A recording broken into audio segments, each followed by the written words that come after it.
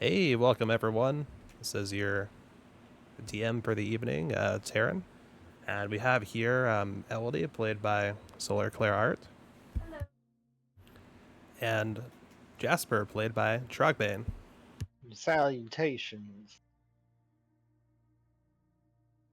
And DM wants to make sure everyone's okay with the audio, music sounds good, nothing too loud.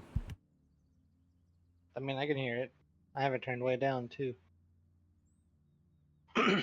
Soup. Excellent. All right, well, we're going to get right into it, and kind of as part of that, we'll cover what was going on last time. So, when we last left off with our forest heroes here, our timber wardens, so to speak, timber wanderers. The group had encountered some bandits on the road, and they had dealt with them accordingly. One of them, a fox, seemingly some kind of leader, had escaped into the woods. Not without having downed two of the party's members first, and then the party continued on their journey, ultimately towards Alderheart is the goal, which is the center of bird folk and humble folk civilization in the wood. But there may be a stop along the way as they picked up an Alurin.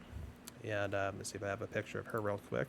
Her name is Eliza. Do you recall her, Jasper?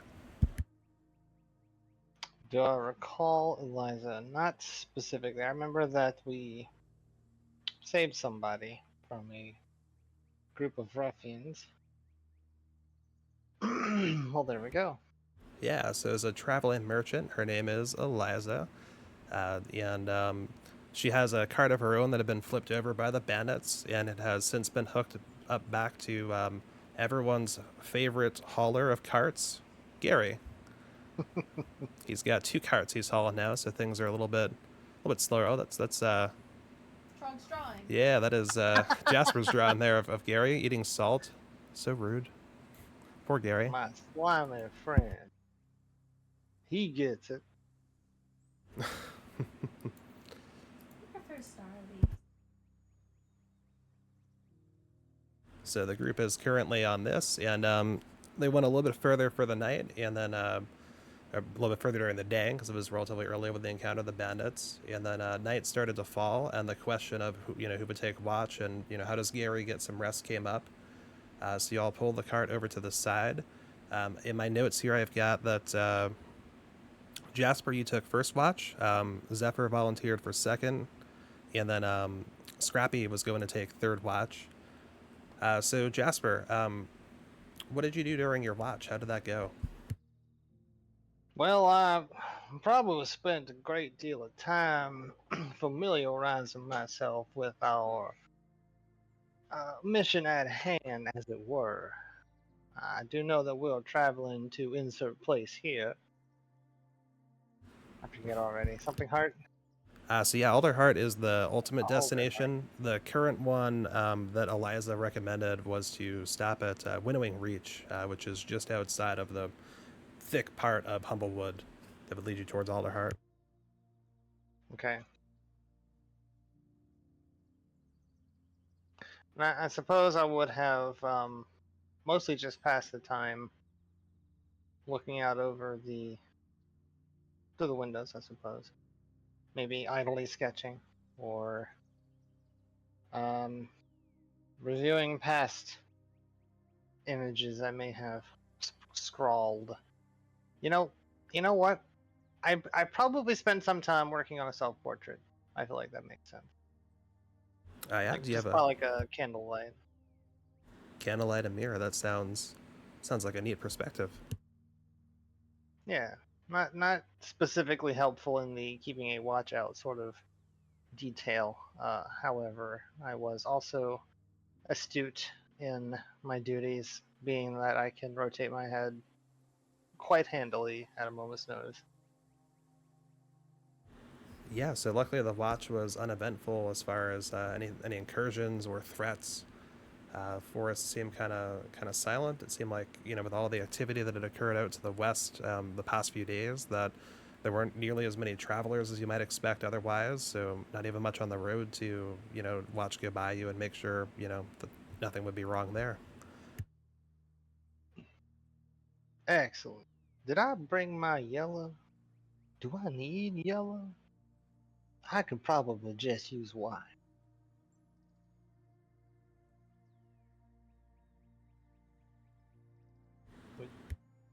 We can continue. All good.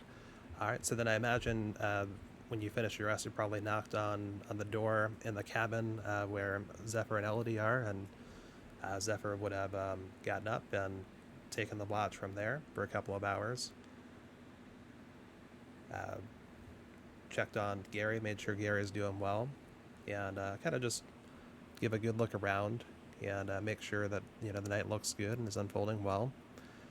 And then Zephyr went to go and get Scrappy up, who was, I believe, sleeping in the rafters of the cabin, if I recall.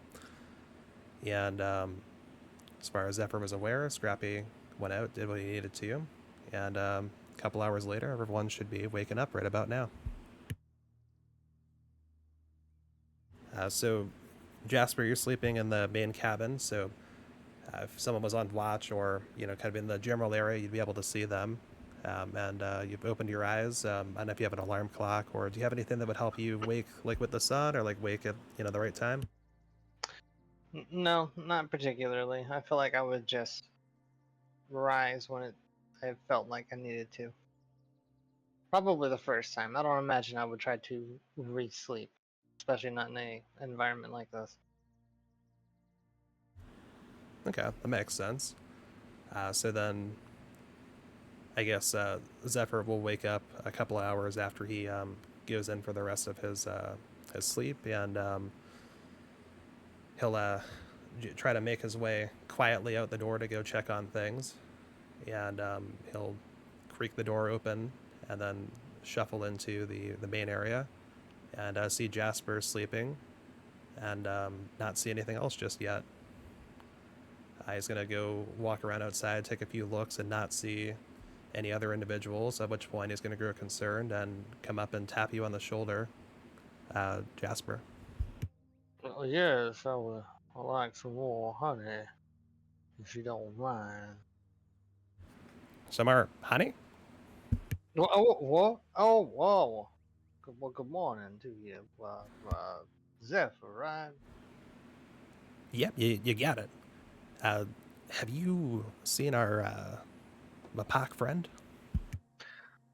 Well, I'm afraid the only thing I've been seeing the past little while is back my eyelids. Hell, he Is there was. trouble afoot? Is everything all right? Well, I don't see any signs of trouble for the rest of us here, but I took the second watch and I, Scrappy went out to go take the third, but I don't see him. I just got up 2 hours later. Now, I'm gonna posit an inquiry to you, and I don't want you to take this in the wrong way, 'cause I don't mean it like that. You don't reckon he absconded with something, did you? Oh boy. Well, he didn't abscond with Gaery. He didn't abscond with our card. Is everyone and their personal effects in order?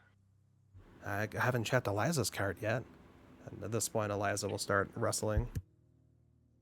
Perhaps I should join you. Sure. Let's go. Let's go check it out before we get everyone else worked up. Maybe he's just, maybe he's taking a long break of the outhouse variety. I don't want to entertain that thought any further than we already have. Hopefully that's not. Well, I don't know. We'll find out. So, Zephyr will lead you out the back. See the linked cart where it's just like a hand like pulled cart of like wares and stuff like that for like a shop kind of deal. It's closed up like with wood and all that. And Zephyr's going to kind of investigate passively on his own, but if there's anything you want to do to like look around, feel free, Jasper. I'm gonna check and see where they hung up the picture of Gaery. Check to see where the picture of Gaery is hung up. Yeah, Did you hang it up? I think I gave it to someone to hang up. I'm pretty sure. Hmm. I don't remember. I remember a picture that got hung up in Burn Unit, ironically.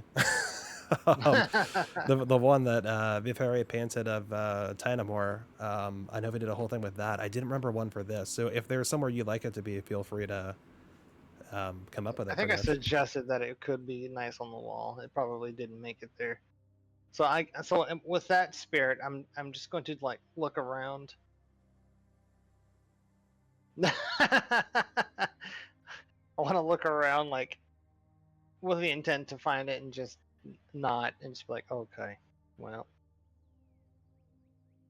roll perception. Here we go.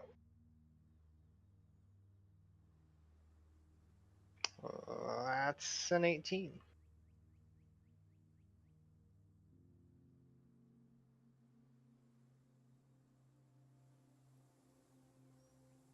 Where is it? Well,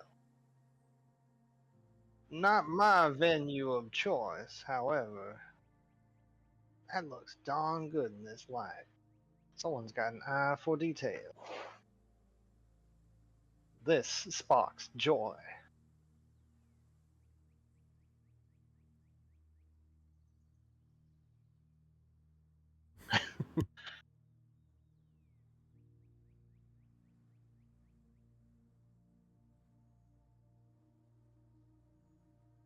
I smell eggs. This alarms me. I don't know if they are cooking or not. Do I smell raw eggs? Okay. Uh, okay, so breakfast is being prepared. Well, shall, as they say, follow my nose, or beak in this instance, as I do not have a cartilagey appendage on the front of my face.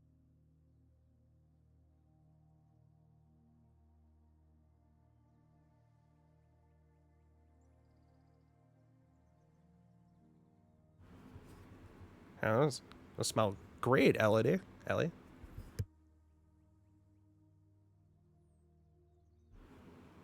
Uh, Jasper, you won't hear a reply from Zephyr, but you do see him, like, if you are looking at him, he'll go towards Elodie. I have come to the startling realization that we are stationary. He was resting.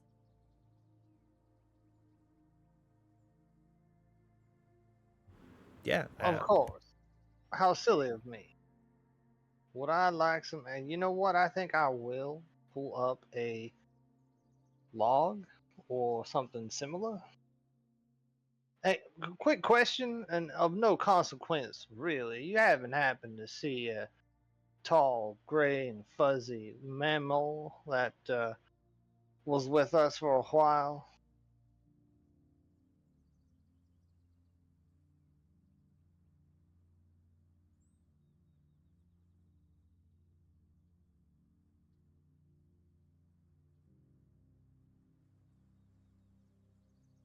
Well, that's my due diligence. I suppose he has fled the coop, as it were. You know, that was my first inclination as well. Don't let too many people hear you say that out loud. They sort of have a bit of a reputation, you understand?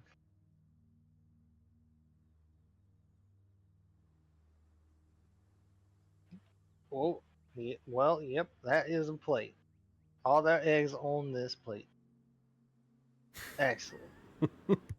I will tilt this at an angle as such as it will slide into my beak hole. I appreciate your culinary expertise.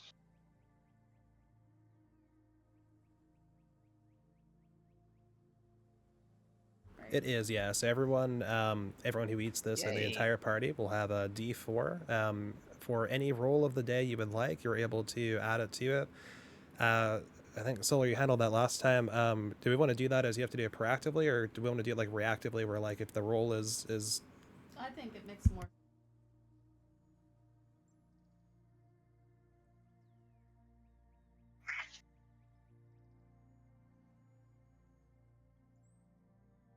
Okay, yeah. So pretty much anything applies there. If you do a roll, you fail it.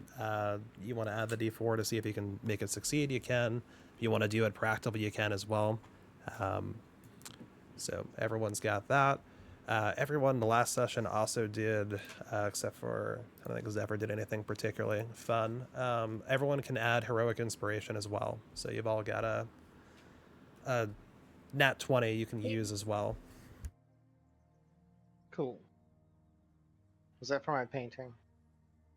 There's a few things that you did honestly that were really in character and kind of great. So I didn't like decide at the time like which thing I wanted to give it for. So it's just kind of a collective. You did a lot last session. You deserve it. Here you go. Awesome. Though I think I'll take I think Elodie's was specifically for biting the guy at the window though, it. because that is part of her species trait, and she absolutely used it with maximum effectiveness and gave a great description of that, and a taste description too, which was excellent.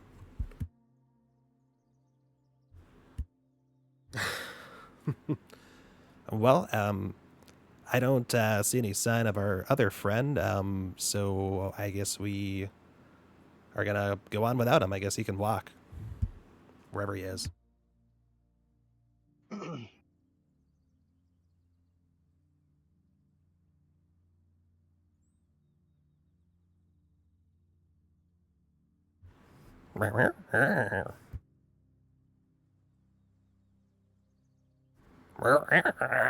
Trying to get deeper.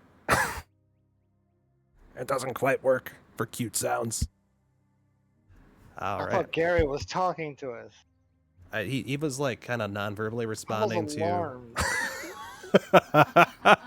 Shider! Shider! Jasper. You hear like little click sounds whenever you go by Gaery, by the way, Jasper, just because of the stuff that happened last session. Now we don't have to tell nobody about our previous engagements, right? All right, now Um, I'll board the. Yeah. I will be there presently. And presently as now, I'm on my way. She's I'm stepping one foot in front of the other. Till the And sweat drops down and falls. is this some sort of vocal warm up that your troop is accustomed to? Yeah, it can be. Whoa, my voice got way weird there. Well, asked and answered. I am now aboard this fine vessel, ready to depart. Excellent. Eliza, you doing okay too?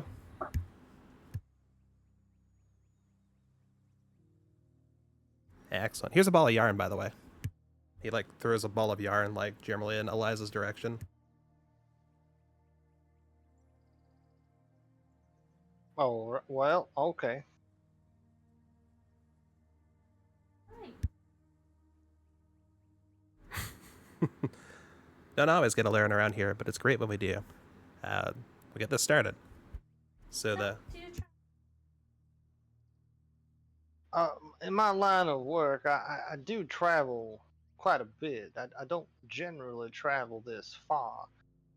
I have before, but usually I deal with people who bring things to myself or to an establishment to where I meet them and do the appraisals. It's pretty good system. I cannot say as I have.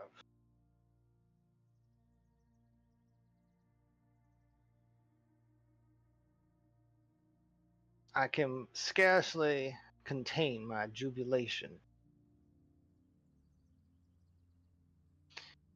That was sarcasm, my dear.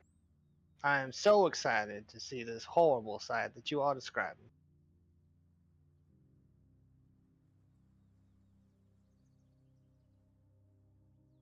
In your line of work, I must imagine you meet the lot.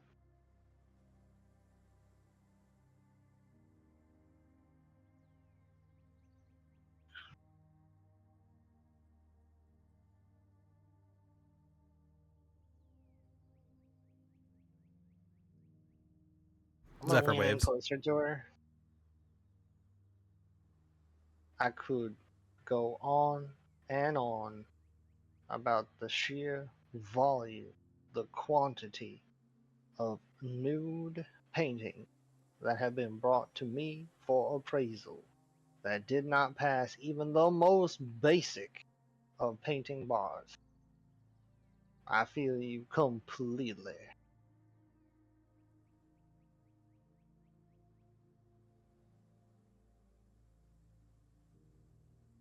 I have seen parts of a snake that I don't think should exist.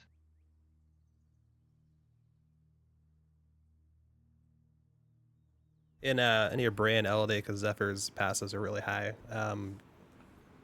And just in Ellie's brain. Ellie, if you need an out here, just let me know.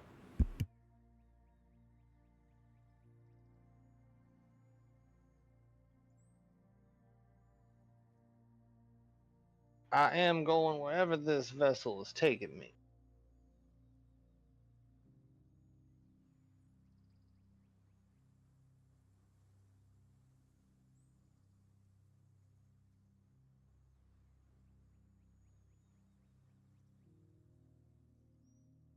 Oh,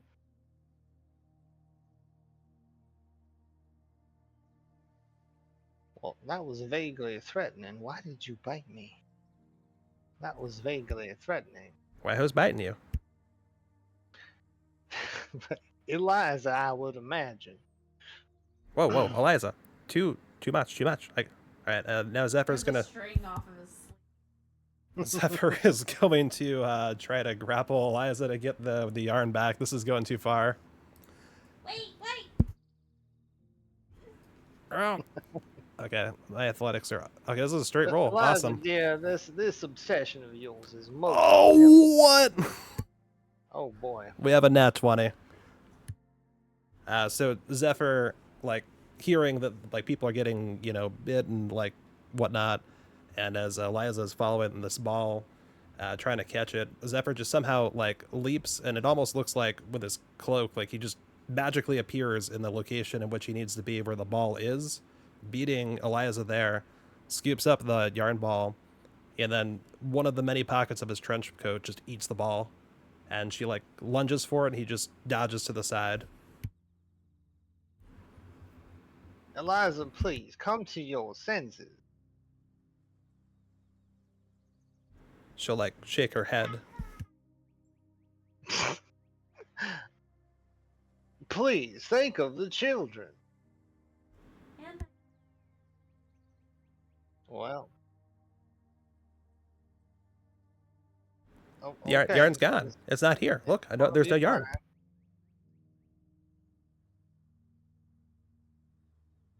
We shouldn't be too much farther from the reach, right, everybody? Well, I guess I know. Zephyr's.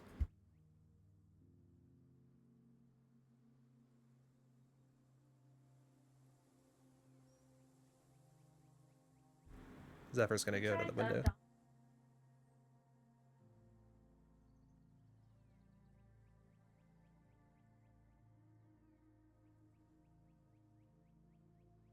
I hear they are quite stubborn as well.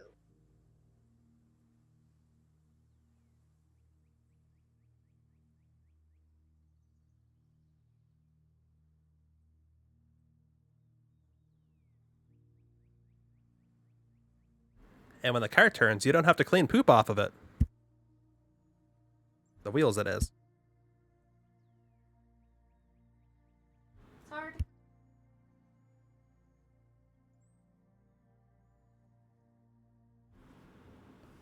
Yeah, Jasper, have you seen how the woods have been doing over here? And Zephyr's gonna gesture you to the window facing to the north of the. It's like on like I think the left side of the cabin specifically. Okay. What do Uh, I see? Sure. So you see in front of you, you're moving not super fast, actually, like probably a bit slower than you could walk, honestly. So there are trees. They're kind of switching over very slowly from like swampy trees, and you'll see a little bit behind them. They kind of slowly get like more temperate. Um, and if you keep, and they're kind of passing you. There's thick brush. Off the trail, it's obvious there's a lot of vegetation. But to look beyond that, let me check your passive real quick. Um, yeah, Perception. yeah, 12. So you'll see that there's kind of bits and pieces here and there where you're starting to see some trees a little bit further back in the tree line that seem like they're not quite all the way there. Like something chopped them down, and it's dark because it's deeper into the forest, so you Mm. can't quite tell the color. But they don't quite look the same color as the trees that are closer to you. Has there been a measure of deforestation in these parts? Nobody. Well, certainly they're not growing like this. What's going on? Now it's not looking good out there. And there have been some reports that the Scorched Grove has been acting weird lately. Acting weird as in slicing up its neighbors? Well, I mean, that elder asked us to go to Alderheart to tell them about fires from the Scorched Grove eating up an entire town, right? Well, fire doesn't cut. Well, at least not in this sense. Is this something you think we should have a look at? You want to go in the woods and look at trees that are partially cut down? Uh, not if you don't think it is an important endeavor. And I mean, I gotta leave that one up to you. I don't want to stop you from doing something, but we do have what we're trying to do, and we know that there are at least bandits we've run into already. I'd be wary about going deep into the woods unless you're very, very comfortable navigating that terrain. You're right, of course. What was I thinking? Let's sound it forth and such. Give me a perception roll, everybody.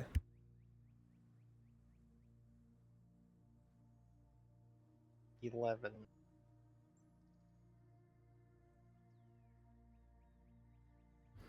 Mine's a 6. Wow. All right, so for a group, We're preoccupied. yeah, I'm gonna take the 11 for the two actual playable characters and just drop the 6 because holy crap. Yeah, so with an 11, you don't notice anything in particular, going on there. Just I mean, it does look like it kind of fades out into what looks like a rougher, darker forest. That seems a little bit foreboding, but there's nothing requiring you to go over there anyway. So you stay on the trail and keep going for another about 10ish minutes. If there's anything you want to do in that time, feel free. If not, I'll skip ahead. Eliza, does your tail always do? I'm sorry, permit me an inquiry. Your tail seems to have a mind of its own. It has thrice now thumped me on the back of my head.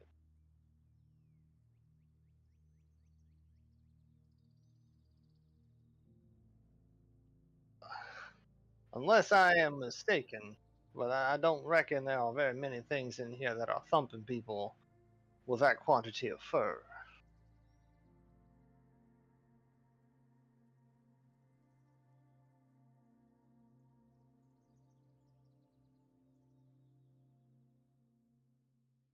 She'll pull it in closer to her.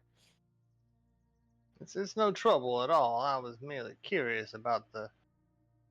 Well, I was going to say biological, but that is very personal and inappropriate.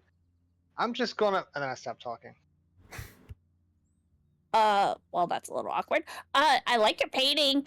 And she'll point up at the ceiling.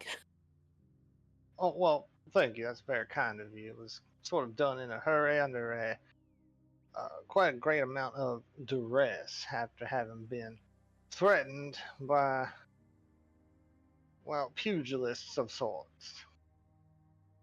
Pugilist. Yes. Pugilist.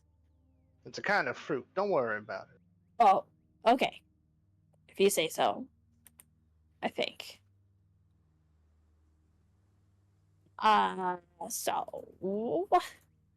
And as Whatever. Eliza says that, the cart suddenly rocks back and forth. I need everyone to make a dex saving throw for me. Oh boy. What? 14. At 14 Holy for cow. Jasper. What do we have for 8. 8 for... And I'm +6. Oh, man. I gotta roll for Eliza, too.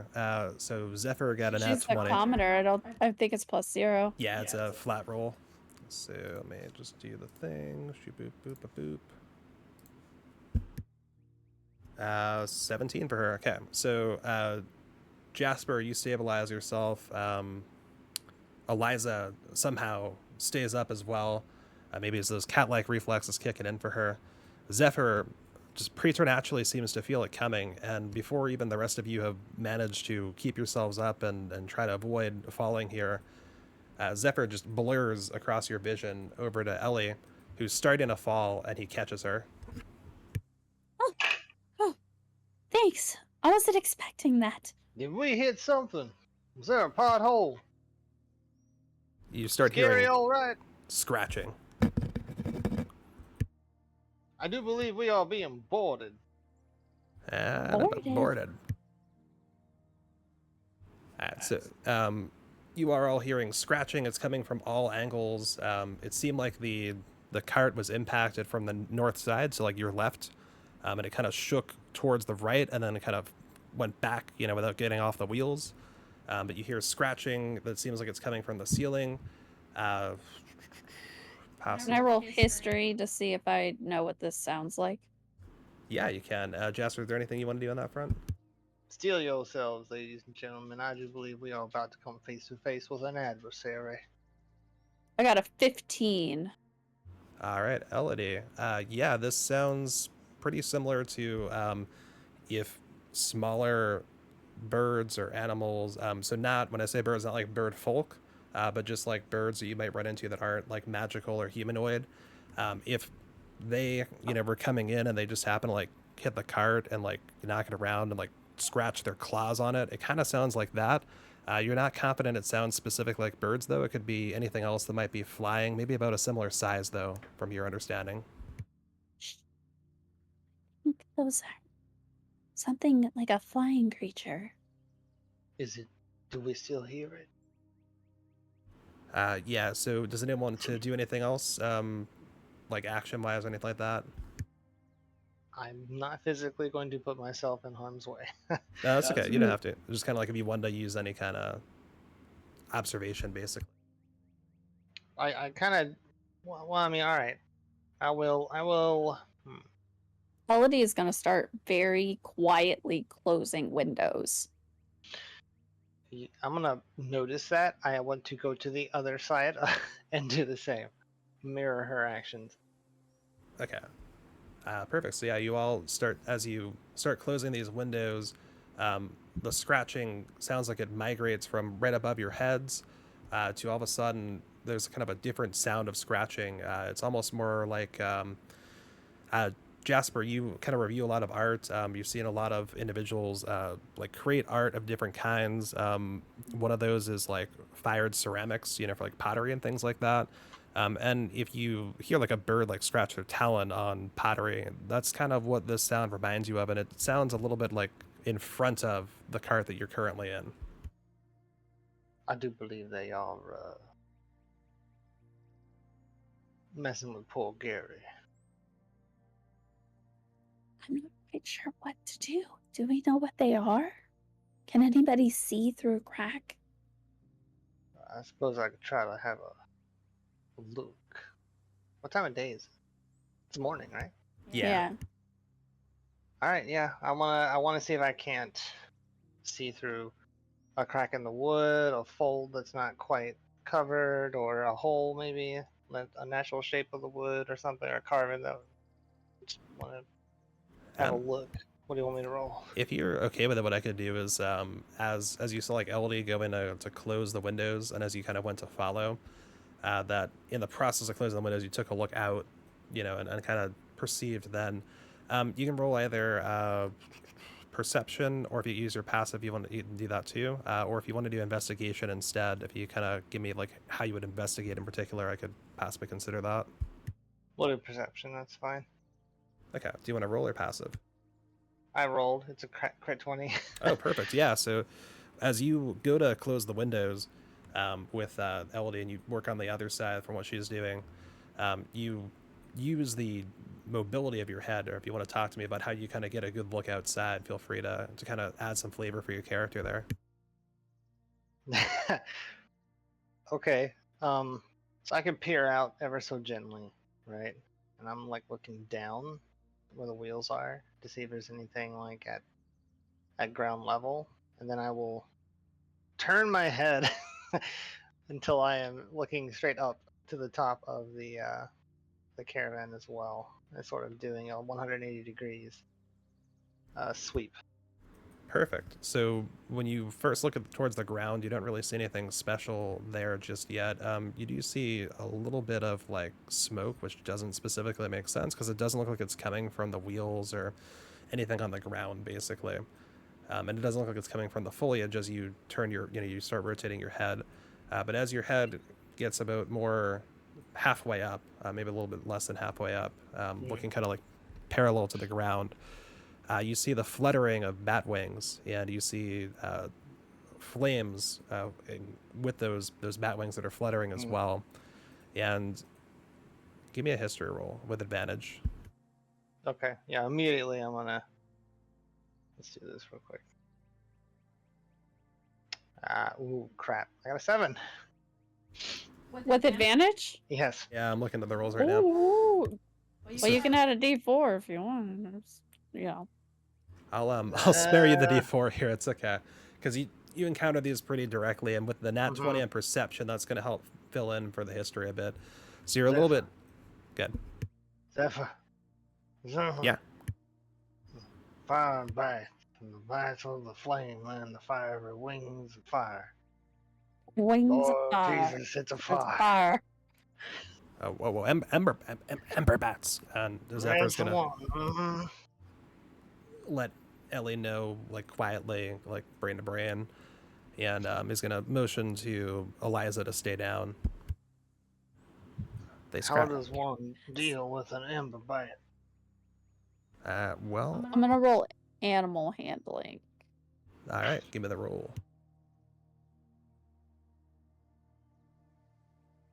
Oh, sweet, 17. Do I know with my animal handling roll what ember bats like to eat? Yeah, with a 17, you do. The DM has to double check the thing for that quickly, though, because you rolled so well that DM wants to make sure we got this spot on.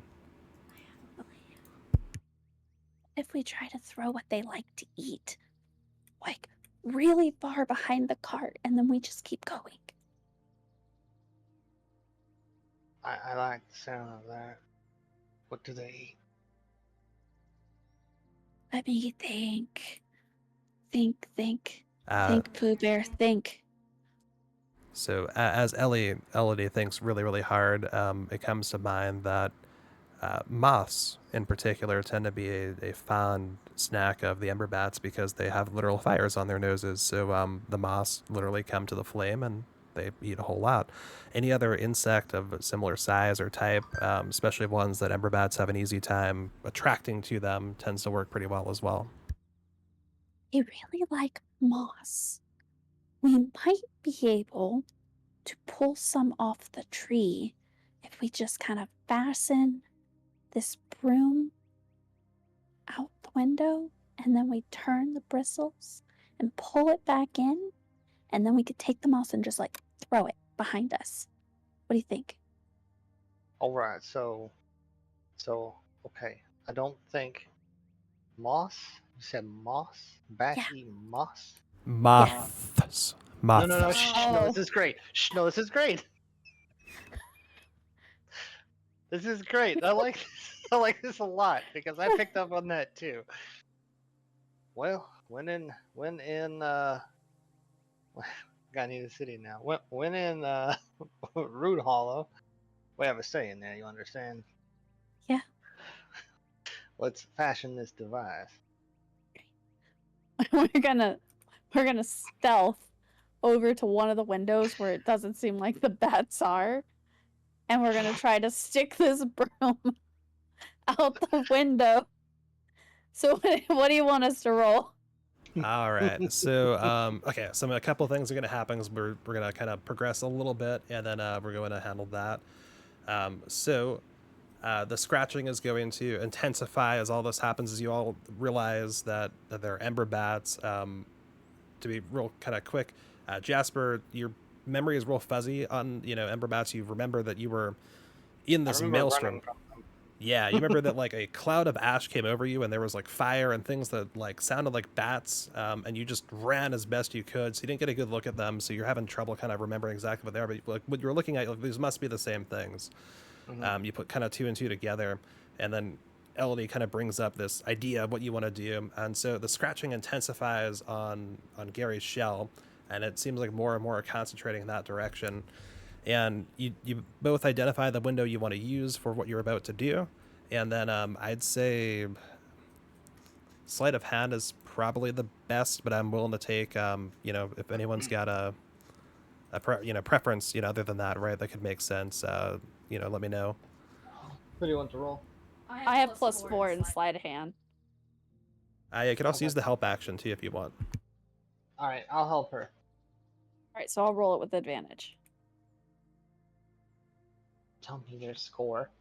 Just do the thing. 13. 13. So you're trying to get this out the window, and then you're trying to She's clip. sticking it out, and I'm holding on to the very tip of it, and I'm darting Very my eyes around, trying to like peek over the sill. Very carefully twisting it to grab some of the moss. Alrighty. So I'm going to say that you did this on the right side, maybe the back right side of the cart. And the right side is facing south, which there's a battle map up on the screen now. Battle map of sorts. It doesn't have to be a battle map, just kind of like a map of where you're at. On the south, you'll see it's a little bit like swampier. You can kind of see a little bit boggier vegetation. And so there is a little bit of Spanish moss hanging from trees going about. There's a big clump right there. Now jab the broom on the count of 3. Are you ready? Yes.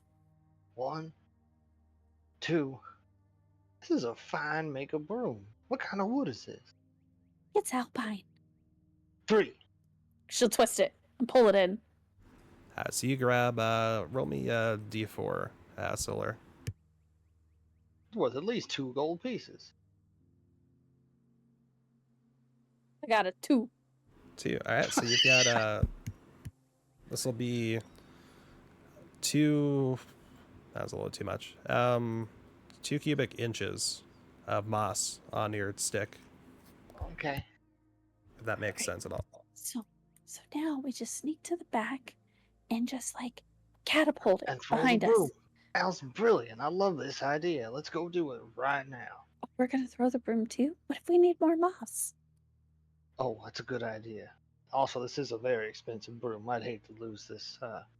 So it was pine? Alpine. Alpine. Isn't that the same thing? I don't know. And then we both shrug and we go to the back of the caravan. All right. You go into the back of like the current car that you're in. Like you're not gonna try to hop cars to go to like Elias's, right? I'm just making sure. No. Okay. Wait. Yes. I wonder if Zephyr can catapult it. You mean like, does he have a catapult that I'm unaware of? I thought he had a slingshot. Am I Well, wrong? there's an idea. I can hear you guys. Yeah, I can straight up. Went in Root Hollow, as we say. Yeah, Dig a burrow. That's how it goes. Went in Root Hollow, dig a burrow. Oh, that's a weird saying. Yeah, I can chuck something that's gonna be 5 pounds or less. Pretty sure moss is less than 5 pounds. I think you mean fewer. Wow. Yeah. You just want the okay? We take the moss. I got you. Yeah, you want to check it at the Ember Bats? Oh, was far behind us. We have collected this delicious morsel of moss for the Emberbat to entice them away from our physical meat bodies. Gotcha. So they're out front, nomming on Gary's shell. And you want me to chuck this, and he, like, checks notes that, like, don't exist. You want me to send this 60 feet to the opposite direction they're currently in? Not like 60. Well, Do it in such. Can you do it in such a way that it will be unavoidably enticing to them, so as they will give chase? Huh. Do any of us, like, any of us good at communicating with animals, making them, like, convinced they want to go do a thing? No, I do not have good animal handling. 5 plus 0. So do I got a +1. I can give it a shot. If you guys want to help Zephyr with this, he'll try to. Yeah, we'll help. hmm All right. So We're down to clown. how do you dress up this? Actually, so yeah, how do you dress up this this moss to make it more enticing for ember bats to go after, regardless of like how it's maybe how it's in the air. Do you have some more of them spices that you were cooking the eggs with earlier? Oh yeah, I do. She'll go to where she keeps the kitchen supplies and start pulling out some spices. Um oh, what if we could bundle it up, like make the body tight, but then make 2 little tufts at the top so it looks like Yes, and then wings. like flare them so that there's like a fringe. This Yeah. is brilliant. All We do right. that. All right, so you do that. This looks like a much more enticing package now, and it smells a little spicier. The scratching intensifies from the front. Just because of your familiarity with it at this point, and the familiarity of Zephyr and Elodie, the three of you all hear some from No, we Gaery. gotta hurry. We better hurry. All right, I'm working on it. Zephyr goes, and it looks like he's getting ready to cast some kind of spell, and he is about to point a finger that's not holding the package as it is. And you see him just stop for a second, shrug his shoulders, and just lob it into the air. You know, it occurs to me if they really did eat this moss, wouldn't they be doing that without our assistance? Oh, you're right. Maybe it wasn't moss. Did And you throw it? Please tell me you threw it. I want to see how this pans out. yeah, so Zephyr lobs it into the air, and he does make sure it goes high enough that it gets over, the cart, like kind of on the arc, right? And a couple of the ember bats like catch kind of sight of this, and a couple of them decide, well, not like sight, but they become aware of this pretty much, and a couple of them start flying towards it. And so as it kind of goes down, he kind of put it off to the side, the swampy side, ever so slightly, and it lands in the dirt as the cart is continuing to move a little bit forward. And you see it kind of tumble backwards and get a little bit further away from you. And those two ember bats get onto it, and it immediately catches fire. But like those two did seem interested in it, but there's a whole bunch more still scratching away at the shell from what you can hear. Well, I got two of them. So I have this like picture in my head of the three of us, like with just the tops of our heads peering up over the lip of this window as you catapult this thing. And Jasper's like, it just occurred to me. We're all just watching it fly through the air before it bursts into flame. I Yeah. love this. And just to clarify, Zephyr was going to catapult it, and he kind of realized that there was no point, so he just lobbed it. Like he just underhand lobbed it into the air. Nice little arc, just targeted to the outside a little bit. Well, maybe bugs. I wonder if she has any. Insects, yes, Yeah. of course. That makes so much more sense. I wonder if she has dried insects in her cart. Do you think she does? Oh, this is worth a look. We have to go out there to do it. Well, We'd have to be real sneaky. yes, I am quite large and full of feathers. Is one of us here particularly smaller than the others. Let's see.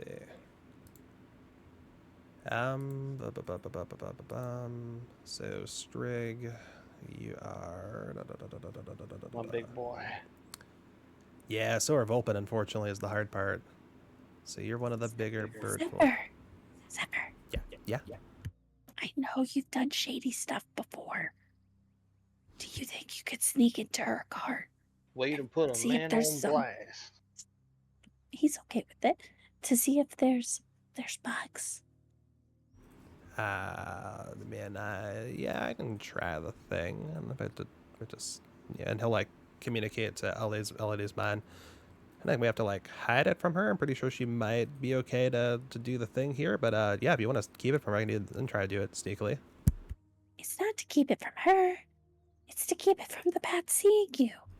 Oh yeah, good idea. So Face palm.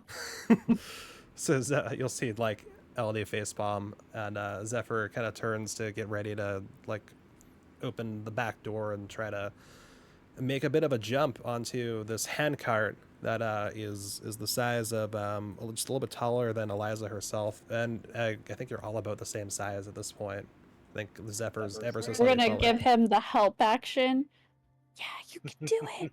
You got this. I believe in you at least 60% of the way. What about the other 40%? We will cross that bridge when we get to it. So Zephyr gets himself lined up. The first thing he's gonna have to do is make an acrobatics check. Shouldn't you start with stealth? It's kind of two. So acrobatics is dex, and it's basically saying you can kind of stay on your feet in a tricky situation and perform a stunt. So he's going to perform a stunt stealthily. Is it a wet stunt? Is that a what? A wet stunt? It's a stupid joke. Please continue. Okay. So because acrobatics is dex based anyway, we're gonna just combo that one into one roll, because then I've got a stealthy roll after that planned. And the first one, the acrobatics, you guys can help with if you want. And I know you both mentioned to take the help action. So how do you help Zephyr successfully cross the gap from the cart that you all are on to the hand cart, this relatively small hand cart that has Eliza's wares? I'm making like cheerleader poses As a silently. as a bard, that's actually great. I'm going to. Is there like a loose object in my near vicinity? There should be quite a few. What kind are you looking for, if that helps at all? Something to throw to make a noise away from your direction. Okay, sure. Yeah, I mean, you've got utensils, you've got, let's see, towels, you have, I think we used a broom already. We probably want to check that out. What else? A candle. How about a candle? Candle? Yeah, you could have a candle. I chuck a candle. I'm trying to distract them. Sure. Let me have them make a roll real quick, actually. So let's see if they're distracted or not. We'll call that wisdom. We'll give you...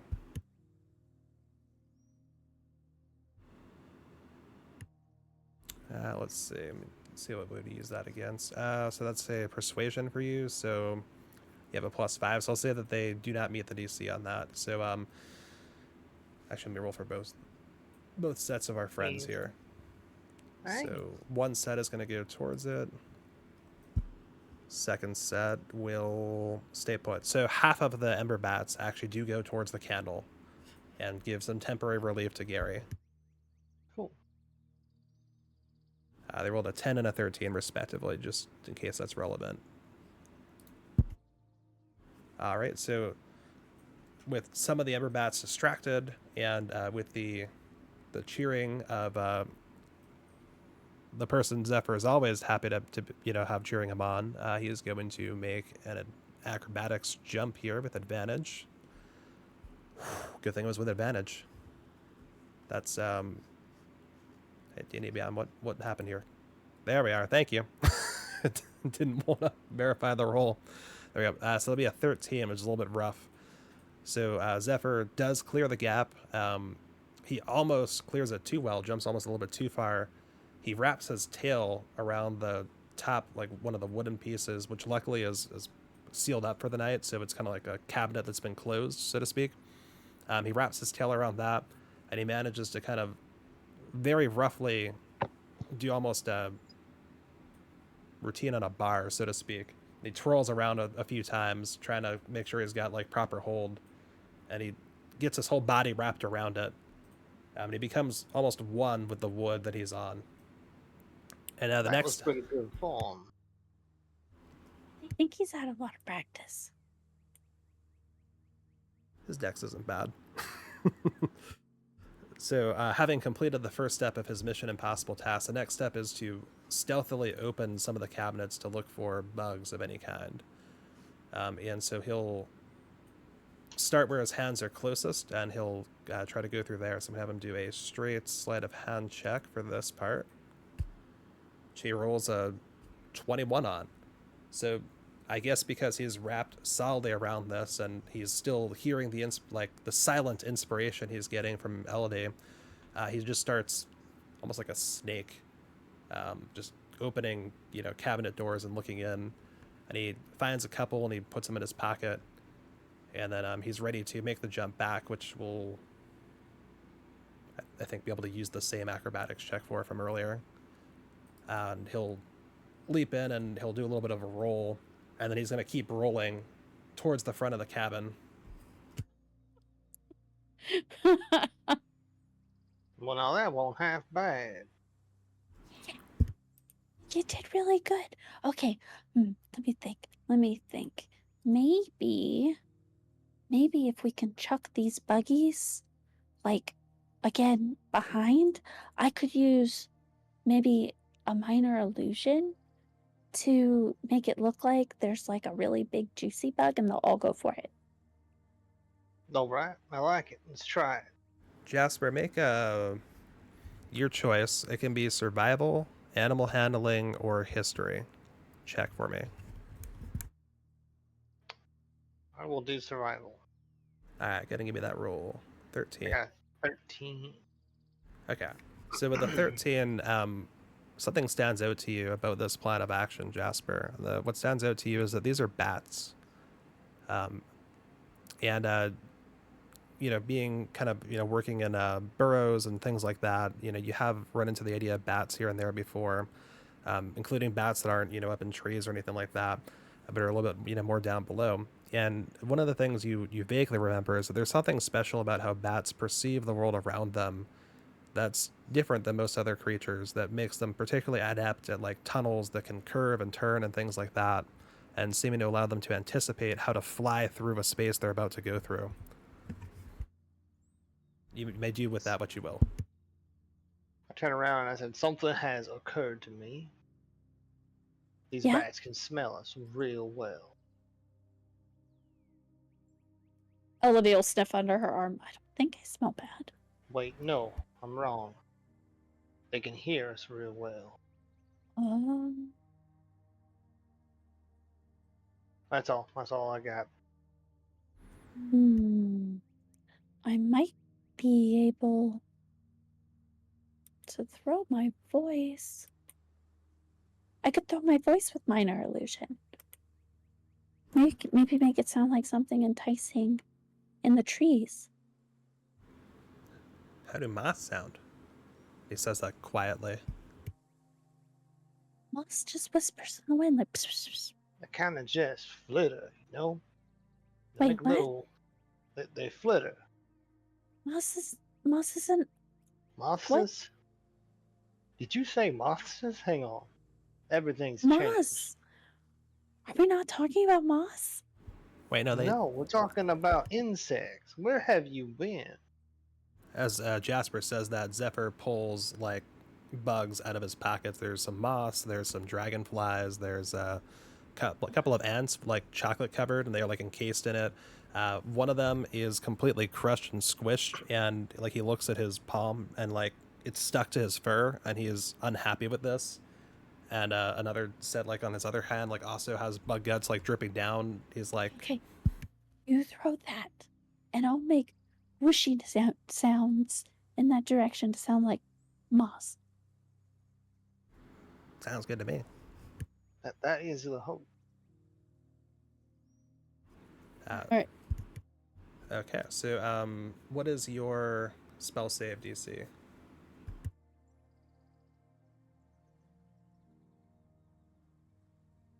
Who's? Elodie's. Actually, I don't have one. 12. Okay. All right, and then it's technically supposed to go against their intelligence for that, right? Let me check minor illusion real quick. Yeah. Okay, this should. Yeah. All right. So yeah, we're gonna just do it as the spell then. So Zephyr will follow your directions and grab everything he's got in his hand. Do you want to throw everything or just like one or two? Like a handful. Handful. Okay.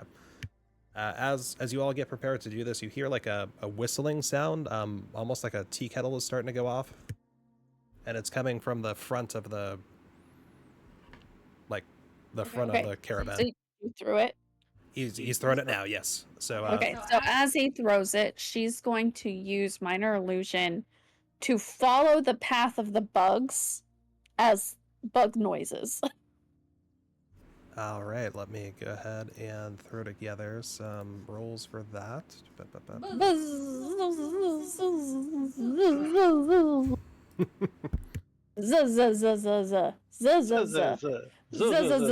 like this one. I can join in on this.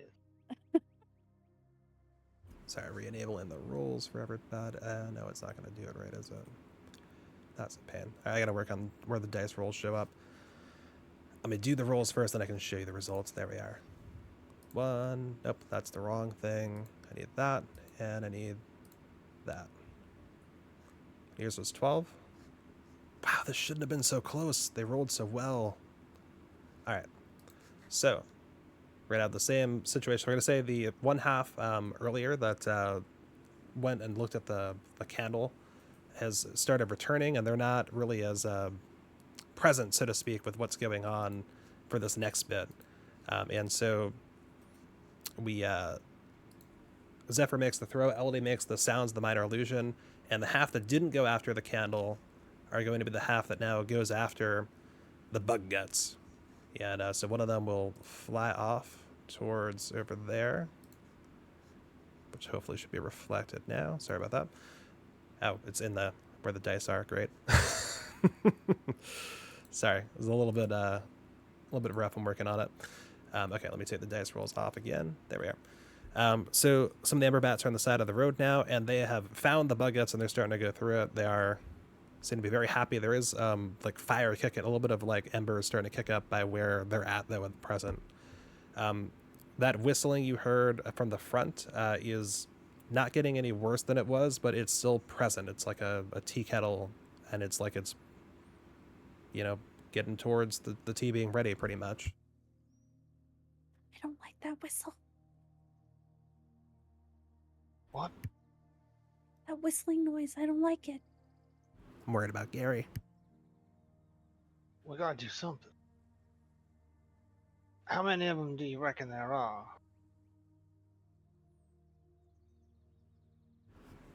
Let's see. So you had a nat 20 on perception earlier. How many in a swarm?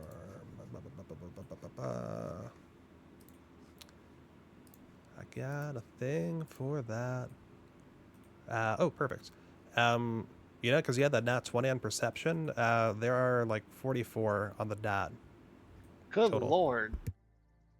They're not. That's a lot of dang gone bats. Yeah.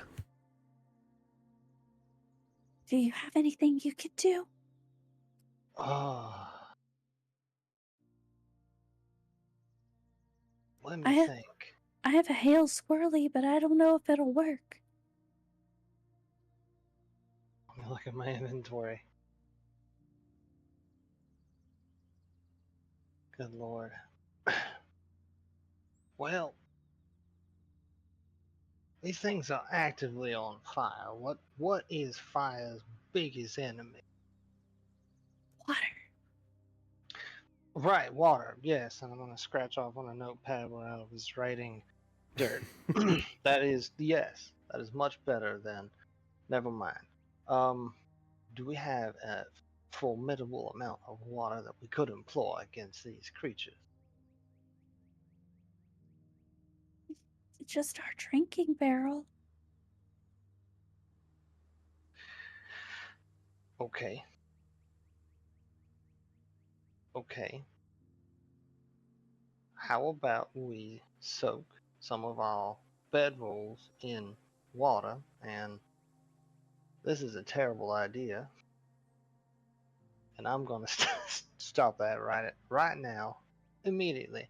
I don't think there's much else we're gonna be able to do except get out there and start beating them bats' heads in. Well, I don't know if it'll work, but I do have the one Hail Mary. I could try to put them to sleep.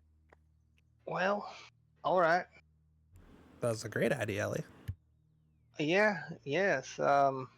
You have some sort of sleeping tonic that we are going to allow them to ingest in some way. No, I'm gonna use magic. I should have known. I don't know why I thought any differently. All right, so this is a 20-foot sphere, which I think could cover this entire swarm. Yeah, so definitely be able to cover one of the two swarms. Are you able to see the battle map? Here, I'll move it over here to make it. Yes. Okay. Oh, I probably shouldn't do that because that's Group A is distracted. Yeah, Group A is good for now. So I'm gonna throw it on Group B. All right, so let me pull up. I've got a. They actually added overlays to this, which allow you to do things like you have a 20-foot circle, sphere effect. You can actually represent that now. All right. Whoops. Roll 5d8.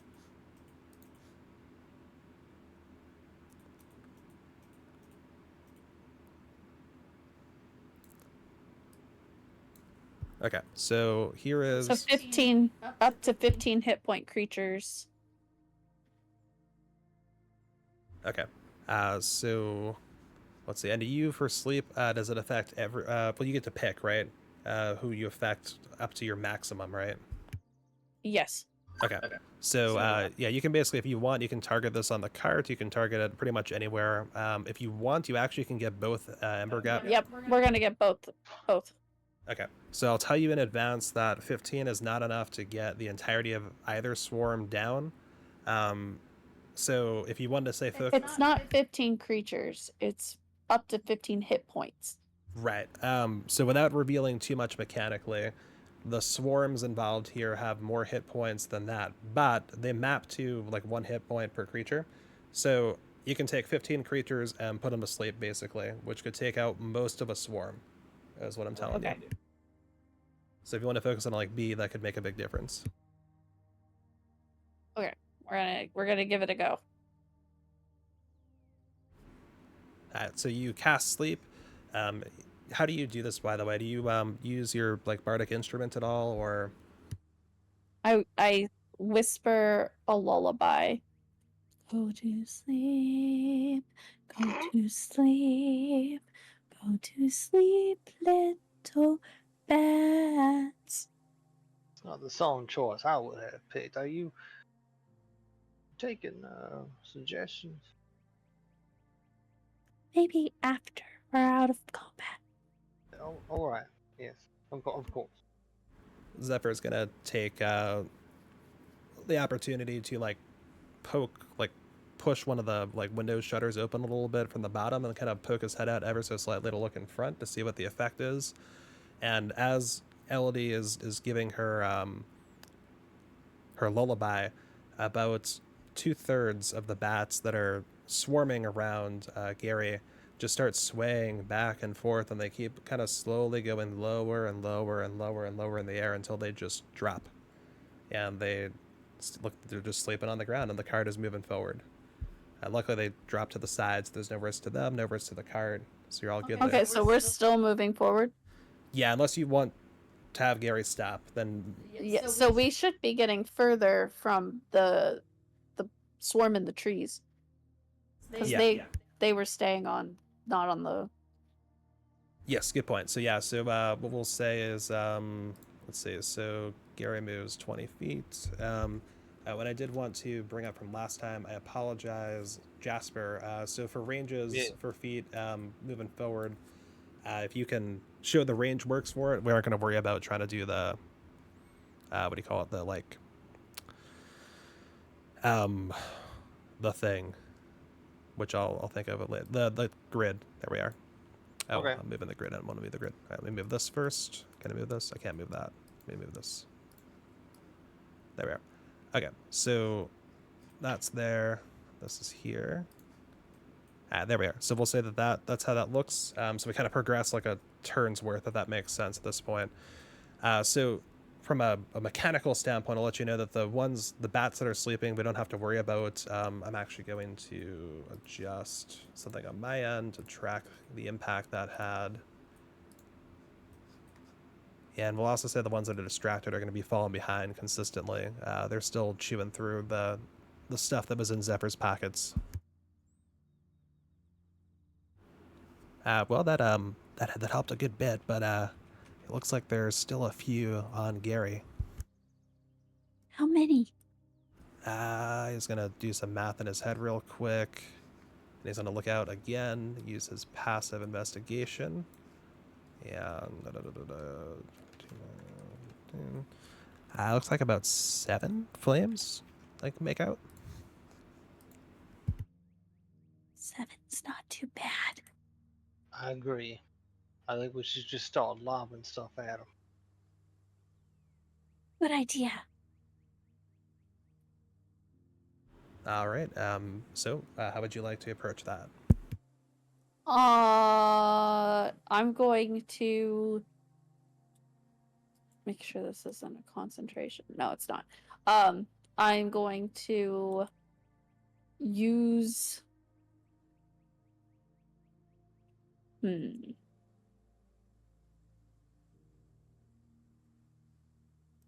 I want to use vicious mockery. They need a wisdom save of 12. And I'm gonna be like, your flames are so lame that it makes ice seem hot.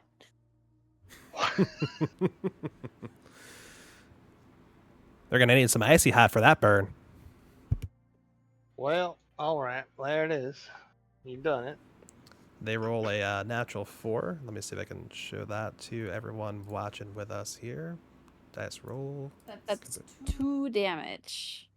2 damage. All right. So with that, Zephyr will again peek his head out. Or I guess, are you peeking your head out to cast? Do you have line of sight? It doesn't say I need line of sight. Okay, cool. You don't have to. Zephyr will peek. Oh, it does. I can have to see it within range. And the target needs to be able to hear me, but not necessarily understand me. I'll look out of one of Gary's front windows. The ones that are next to a shell, being real obnoxious. Okay, yeah, so you'll go up to like, you're in Zephyr's room. You'll open one of the small windows there. It's up by Gaery, and you will speak this scathing insult, and 2 of them will drop. Okay, so you have so this is not quite I guess kind of to bring everyone up to speed on what's kind of actually going on here. This is what I'm calling at the moment an action scenario. It's a loose version, so to speak, of like skill challenges from Burn Unit. Okay. And kind of what we've been doing here is letting everyone in the group kind of work together to come up with solutions to problems as they arise, and kind of to let the solution, like the situation, unfold a little bit organically there. And so I've kind of been like loosely tracking without directly tracking like turns, basically, so that you all have like your action, your bonus action, stuff like that. Okay. So right now, since we're like kind of making an attack of sorts on them, what I'm going to say is that Elodie has used her action so far. If she has any bonus action she wants to use, she can do that. She has a movement. I'm not tracking too much because you're in the cart, and I don't really have a good representation of what that is here. So as long as you're in the cart, we won't track movement until we get out of it. We can talk about it if needed.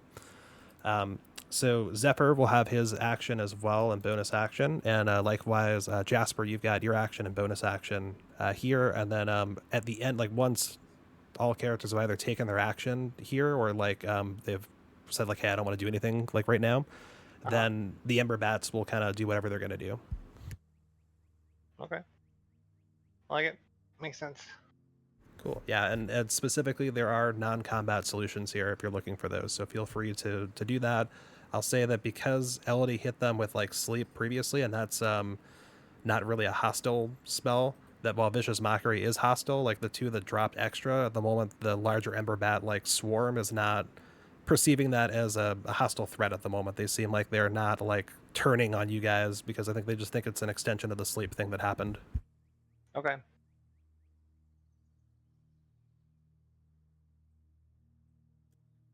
So I think you get to select an action next.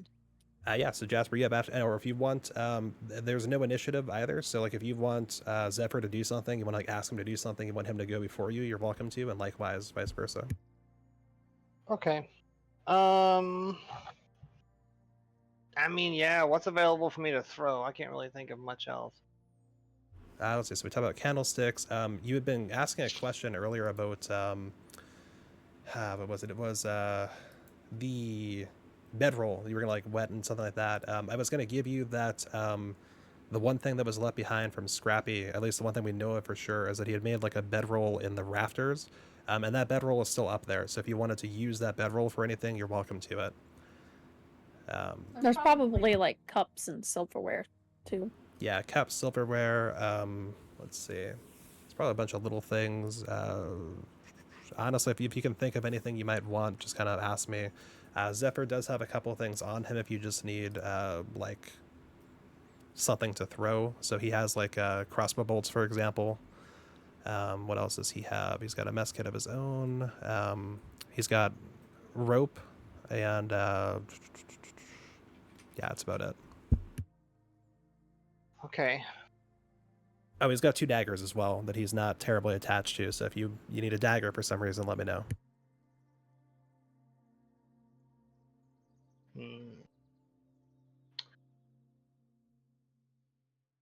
I am going to.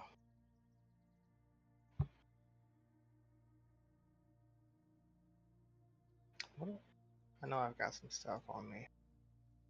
I'm sure that I did bring daggers. Okay. Yep, let's throw one of my daggers. I'm gonna chuck a dagger at a bat. Alrighty. Okay, so go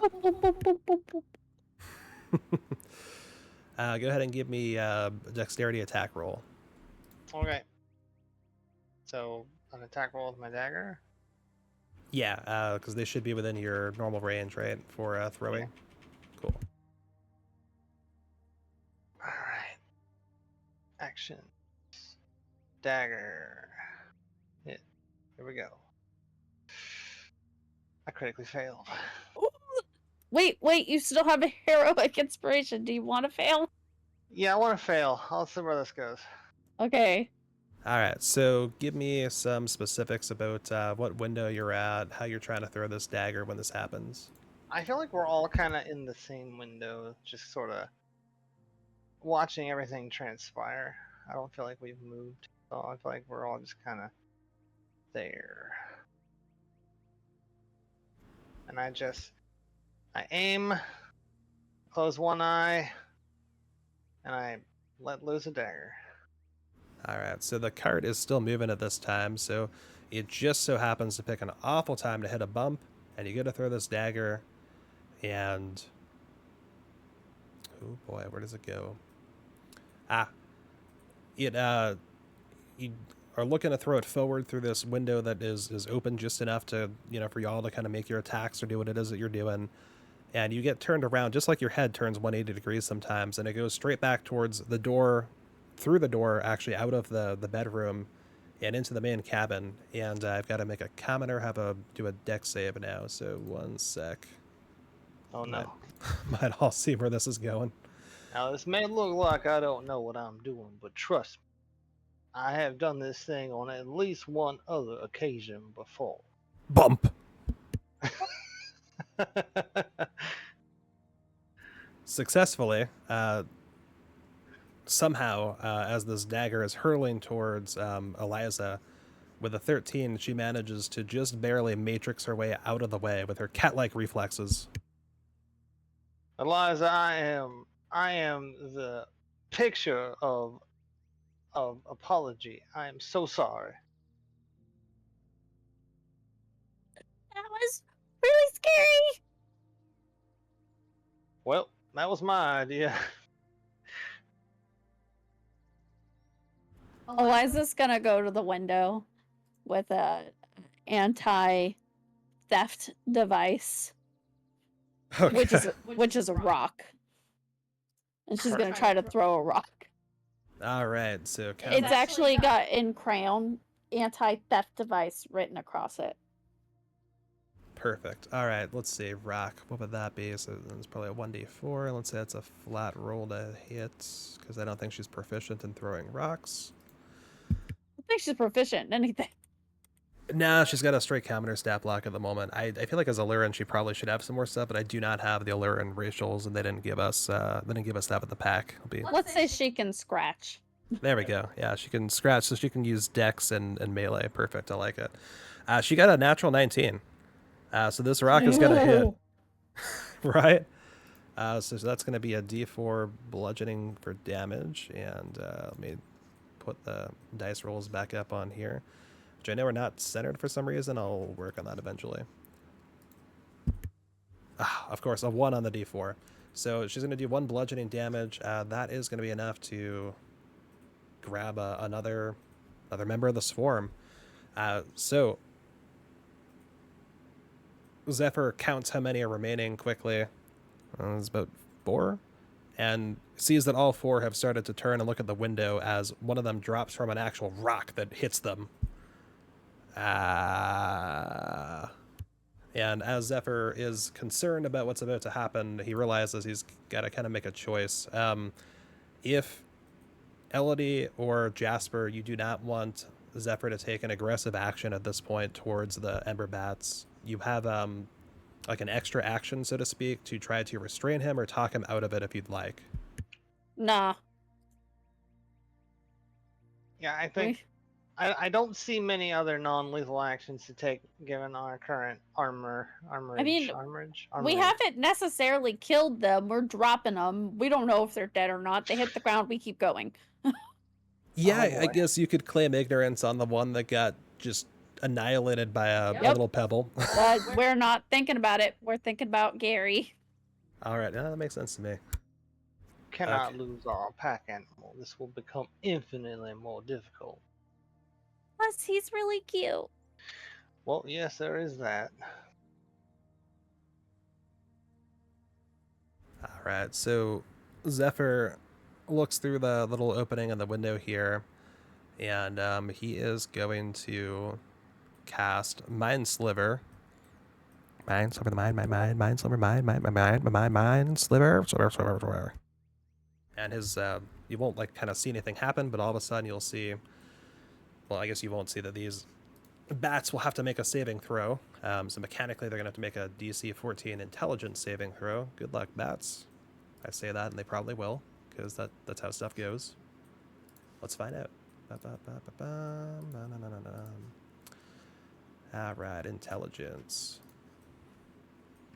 They roll a 7. So they do not save. And then Zephyr's going to roll damage on that. He rolls 4, which is 4 psychic damage, which is the exact number of bats remaining in this swarm. We did it! Oh, thank God. I'm so sick of fighting. Wow. And you like see all of a sudden the 4 remaining bats just kind of, it almost looks like, for anyone who kind of was visualizing what happened when Elodie sang her lullaby to put them to sleep, where they all kind of just floated down side to side. Something similar happens here, except rather than being nice and peaceful, it's like their minds shatter and they just dart left, right, but they're going down the whole time, and they eventually just fly themselves straight into the ground, and you keep going. They'll be all right. They'll wake up in a few hours and be a bit worse for wear, of course, but largely a-okay. I mean, we weren't trying to kill them. We just wanted them to go away. So, I think that's good enough, right? right? Gary's Works okay, and for me. that's worth 7. That's worth everything. We can't do this without Gaery. He's a big part of us coming into town. We put the bells on him, and then we do all of the confetti. Yeah, Gaery makes my job easy. Why didn't you tell me we had confetti? That could have come in handy just a few moments ago. I didn't think about it. It's Well, like stored under the cart. And there's like a whole thing I gotta do to like go and like release it in the right time and like make it shoot out. And it would have taken a lot. yeah, I suppose. All right. Well, good job, everyone. Let's get as much distance between us and them as we feasibly can, and then probably give Gary a look over. Make sure he's okay. That's a good plan. We should definitely do that. Yeah, I agree. So Zephyr will go up and kind of urge Gaery to keep going as quickly as he can. And Gary's shell, for any of those who were like looking at it, was kind of like heating up. You can kind of see it visibly getting like redder. And it's kind of started, it still looks warm. There's still like some like steaming and all, like a little bit of like, I guess, steam coming off of it literally. And Gary's definitely struggling when you kind of look down to where like his snail body is. But he's making progress, and he is, for about, I'd say 15 minutes, kind of moving you all at about 15 feet every 6 seconds, just as a general, kind of idea, so you kind of know how that's going. Yeah, it's not too bad. He's a large, so like what he lacks in like dexterity and being able to move quickly and lithely, he makes up for by just being really big. So like every time his body like pulls itself forward, it just it makes a pretty big improvement. That's great, by the way, Trog. I will have to, maybe I gotta like do a thing to like put that up like later. I don't know, but that's great. I have to keep telling myself to make these simple. So I will spend all the time doing that, and I'm like, wait, no, they need me to be here. That's great. All right, so after about 15 minutes, Zephyr like takes some more looks around. His like passive investigation, passive perception are decently high, so I'm gonna use him for that. Unless you guys want to do something just to kind of say like, hey, it looks good, looks safe. So this whole time, we've been 15 minutes and then stopping to check this cart. Eliza has been dutifully in the corner, and she decided to thank Jasper for not hitting her with the dagger by making a portrait of him. Aw. We were both drawing. The lettering there is actual bird folk. Yeah. Oh my gosh. And brooms. Oh, Eliza, you really shouldn't have. Well, you've made sure that I've been saved twice now, so I figured you seem to like art, so here's some art for you. I'm gonna. Oh boy. This is akin to a 3-year-old handing you a crayon drawing, and you're like, well, look at that. Yep. Look, is that my tie? Yeah. That is a mighty fine. I'm gonna put this on and I look around, the windowsill. This for everyone to see, including the people we ride past. Shucks, I'm glad you really like it. It is something. Let me tell you, it is so very. And then I walk over to the windowsill. Okay. That's it. Oh, gotcha. I'm gonna try and pin it up, I guess. So like a thumbtack or something, or a nail, I guess. Zephyr's gonna like walk up behind you and whisper. So does this mean you want to be part of the show now? You seem to be advertising yourself. What do you mean I'm advertising myself? I did not create this drawing that you see here. No, but like when we like ride up to a town now, they're gonna see our car, they're gonna see like Gaery and all that, right? And the confetti when I like make that happen, and then they're gonna see this picture of an owl with a strig with a top hat and a nice like fancy thing and all that. They're gonna think we added something to our show. Do you want to be a part of the show? I don't believe I have any marketable show talentry. You can turn your head all the way around, right? That was offensive. Well, sure you could. You could do a whole bit where you call audience members up to draw pictures and then you critique it. That sounds hilarious. Yeah, that'd be great. I think we could really, that could be a great crowd warming up situation. Well, I tell you what, as for as long as I am with this traveling caravan, I suppose we could give it a shot or two. Excellent. I'll add you to the roster. Temporarily, of course. You see, Yeah. you understand I have a home in which I reside, a place of business nearby in which I frequent. Yeah. And as you're saying that, like, Zephyr has grabbed a piece of parchment and a quill, and he's like writing limited showing on it, and he goes and puts it above the painting and like tacks it up. Because I live next to that is Hunterbrook unhyphenated, next to a few neighbors who are carpenters, Jasper. You got it. Perfect. Well, all right then. Suppose that makes us a troop.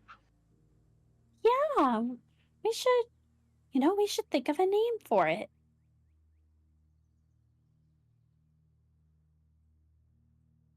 We should. Do you have any ideas? What do you call yourselves already? I mean, Elodie is. Well, I don't know if I should mention that, should I? Well, I'm part of the troop now. I suppose I should know a few more things than usual. Normally it's just Elodie. Elodie Roselle. She has the star. Well, all right. She could have the title, her name in the title, of course. How about Elodie and the amazing traveling? Help me out here. Artiste? Okay, well, not me specifically.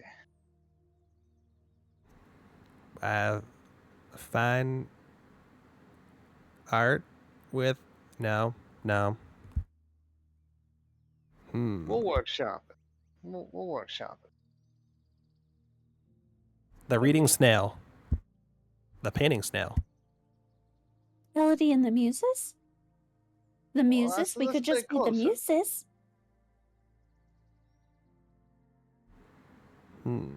It's got a certain marketability to it. Short, simple, to the point. Confused Muses? Confused me. Well, well, Who's certainly confused? confused people. Gaery. Well, Gaery is confused. I'll give you that.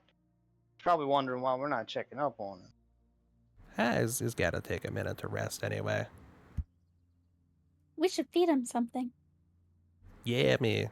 Go and like the remaining insects that Zephyr pulled out of his pocket before they like didn't get pulled out yet. He pulls them out and goes and walks towards Gaery and feeds it to him from his palm. And you can just get this spot too, Gaery. Got a little stuck in there. There should be some extra for you.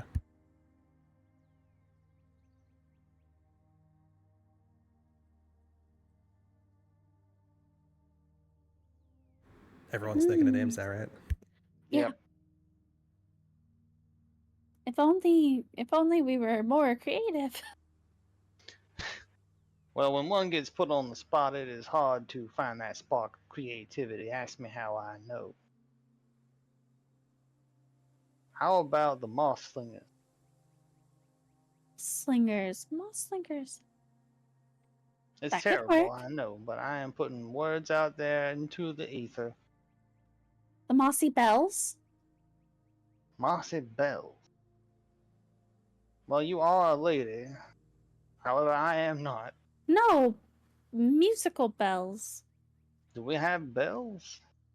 Yes, Gaery has bells. We could have thrown those at the bats. No, they're attached to his shell. They were Alright. ringing the whole time. I apologize. Well, okay. Well, I am just been informed that I have been hearing them this entire time. Sorry about that. Well, there is a way when we need to be more quiet to lock them in place. Otherwise, Gaery would keep everybody up all night. I see. We unhook them from their locked position when we get closer to town. So, like, you know how like the sweet treat guy comes in. He's got like the music and all the children come running to him, and like the parents don't pay attention to the fact that this is probably a creepy person. Yeah. Yes. It's kind of like Okay. that. All right. That was something. What about the flying snails? Or snails can fly. Does Gaery, or has Gaery, at any point in the past, or any point in the future, intend to leave the ground for any surmountable amount of time? I don't think so. Zephyr is going to like create a 5-foot cube version of Gaery about 15 feet in the air above you. I mean, without you drawing attention to it, I'm not going to notice it. Look up! What? Oh.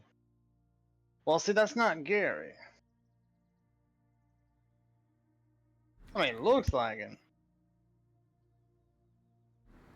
But what if it really is Gaery? You're just looking up there. You can't see anything else right now, can you? Are you feeling alright, Zephyr? Darn. Yeah, I'm fine. Okay. He was trying to persuade you, but you weren't having it.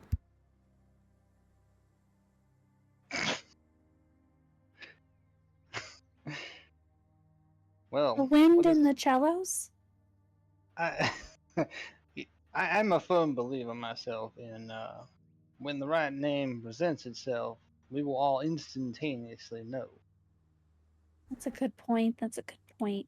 Yeah, We it's, really need to work on that. I feel like in the interests of holding the attention of the viewers currently, that we should probably press onwards to our next destination.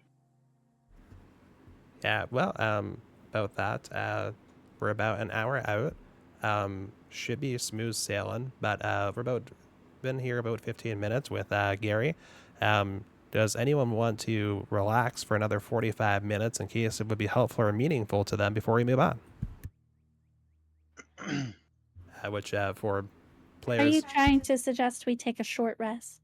yeah, Zephyr hasn't any of it, but if either of you would benefit from it, feel free to.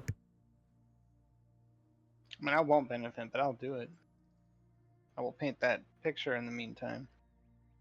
Okay, Well, that we could works. paint that. We could paint that picture On the move too, yeah, sure. on the move too. Yep. With that, let's do a quick, like 2 minute, so Okay. that we can get more beverages. Sure. What a swell idea. Let me put up the thing for that. Ba-na-na-na-na-na-na-na.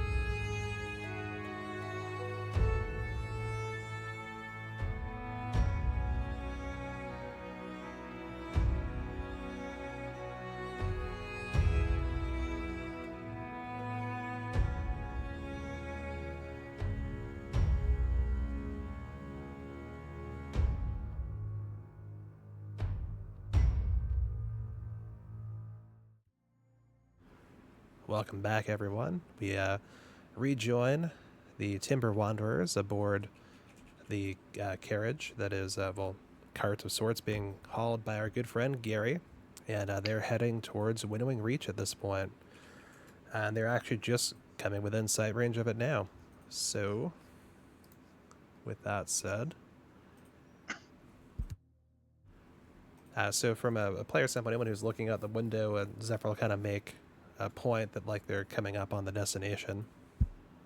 Let me actually change the background real quick for us before I go any further with that. And player pictures. Solid change. Yeah, no, I've changed music foremost, and then location. There we are. We're starting to come up on the reach now. I'll be coming in from the west side. Anyone who wants to see it, it's getting a little bit baggier out here. And if you look to the left and right of the cart, you'll see that whereas earlier when the ember bats were approaching, you were seeing that the left side was much kind of drier, more temperate, until that part in the back that seemed like it was having some issues pretty much. But to the right side, you'd see in kind of more of this boggy terrain, this swampy, wet kind of situation. And as you've come closer to the reach, you've kind of crossed a bridge or two, and you're fully in swamp to your left, swamp to your right. The trees are draping. The Spanish moss is all around. It would have been no issue to find moss if you were here when all that was going on earlier. And Gaery guides the carriage or the cart and everything in from this west side, and the kind of trees part a little bit, but it's still kind of a little bit like rough, kind of a little bit denser than you might expect otherwise. And as you come in and see to your left, there is this kind of building. It looks like this large log, like this really, really big log, almost as if it was the size of the size of a perch tree at some point. Looks like it's been cut in half, and then there is this wooden plank, kind of in a square going, or kind of a rectangle, I should say, going all around it, and it's held up by what look like 4 active stumps in the ground. And there's a pulley system to its left, and there's quite a few bird folk going back and forth, putting things into it and coming out of it. There's a number of like doors, all of different sizes and shapes at the front of it. And as you go by that, on your right, there's a little kind of pond with some rocks, and Gary's kind of careful to steer clear of that. And coming up straight ahead into your right are a bunch of tents. Is there anything you wanted to do, see, or say before you get to those tents? And Yep. this is the moment that I captured in which I realized that we probably should not be throwing moss at the bat. Yeah, that makes a lot of sense in hindsight. I don't know why I didn't consider that. It did work in hindsight, so that's pretty marvelous in my book. Spicy mouse. Yes, of course. Wait, what if we're the spicy flutes?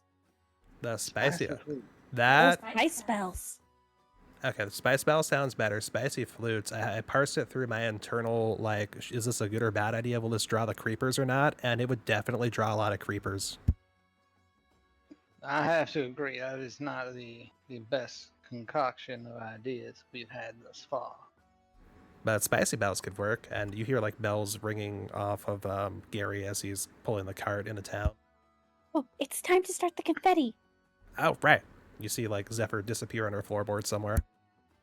Oh, all right. Well, wish I knew that was there. I could have could have herded our civilians under there.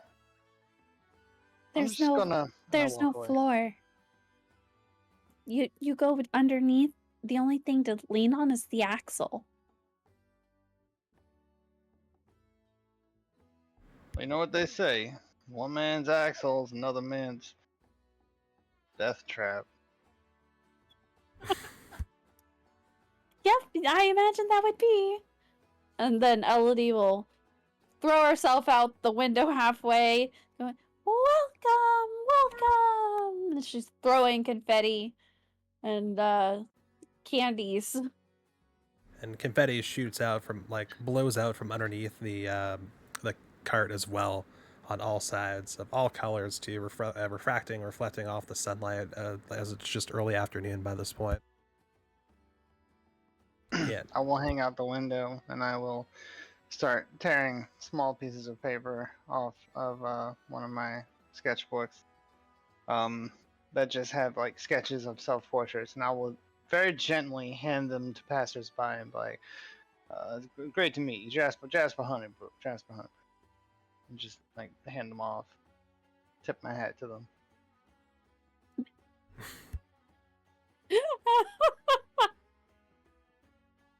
So Zephyr then crawled, like, after getting the confetti going, he crawled up like towards the front, towards where Gaery is, and he kind of got Gaery to slow down. And you're all kind of at the tents now, and there is quite a crowd of forming around the cart. And when you each look through the crowd, you'll see that a lot of them look like researchers. Some of them look like bird folk. Some of them look like militia. Some of them look like they have been working, like packing stuff, like, kind of like Teamsters almost kind of deal. And you also notice some who have like very large hats with like very wide brims. Well, that is a fashion choice I don't know that I would have made. It's so wonderful to see you all. Yes, hi. And then she'll poke her head back in once we get to the spot that Gary's supposed to park, and she'll pull the brake, which will lock the cart in place. All right. Well, time to go explore the town. I gotta go get my cart set up. And you see Eliza scurry out and then unhook her cart and pull it to the center of town. Which is all of like 15 feet away from where you all are right now. Where are we right now? So if you look at the map, you'll see that storage and granary on the top left. Where that wording is like the pathway you took in, and that was that half log building you saw. So you're just north of that like bluish lean-to tent. And Eliza is going to move her cart just southeast of that, where it says like Eliza's cart. She's going to start setting her stuff up to be able to sell things. Cool. Those sketches I was handing out, on the back of them it says my name, and it says appraiser of arts. It's my business card. I have some some art to be appraised. Is it? Are you Jasper Honeybrook? I don't know if you're at the window or not, but if you are, you'll hear. I mean, if you're speaking to me, I get. Well, yeah, of course. Oh, good afternoon to you. What am I looking at? You're looking at a like purple with like a hint of like black, feathered, aging female corvid. Yeah. So she looks a little kind of raven-like, but a little more purple in the feathers than black. And she's walking with a cane, and she has a locket on her that she's holding up. You can't really discern it from here, but it looks like it's bronze kind of on the outside. It's circular on both ends. Absolutely, madam. Good afternoon to you. What is it that you need help with? Well, I got this locket here, and I was wondering if you could appraise it for me, because it's art, you see? I would be happy to do that for you. Oh, well, thank you. She's gonna like slowly walk up towards the window with her cane, her talons. They'll make one step at a time, and then she'll dig the cane into the soft ground, and it'll dig in a bit. Buries this crane that she sees nearby into the dirt. Exactly. And the cane sinks in a little bit. She loses her balance slightly, but she manages to wobbly hold up her. Oh, careful, man. This is treacherous terrain which you traverse. Oh, it's my home. I get it. Here you are. And she hands you the locket. Okay. Yeah. I mean, I need to investigate it and see what I'm looking at here. What kind of Uh, roll do you want from me? Sure. So you can use your passive plus. Have as a passive plus, say 5 for having advantage, or you can roll with advantage.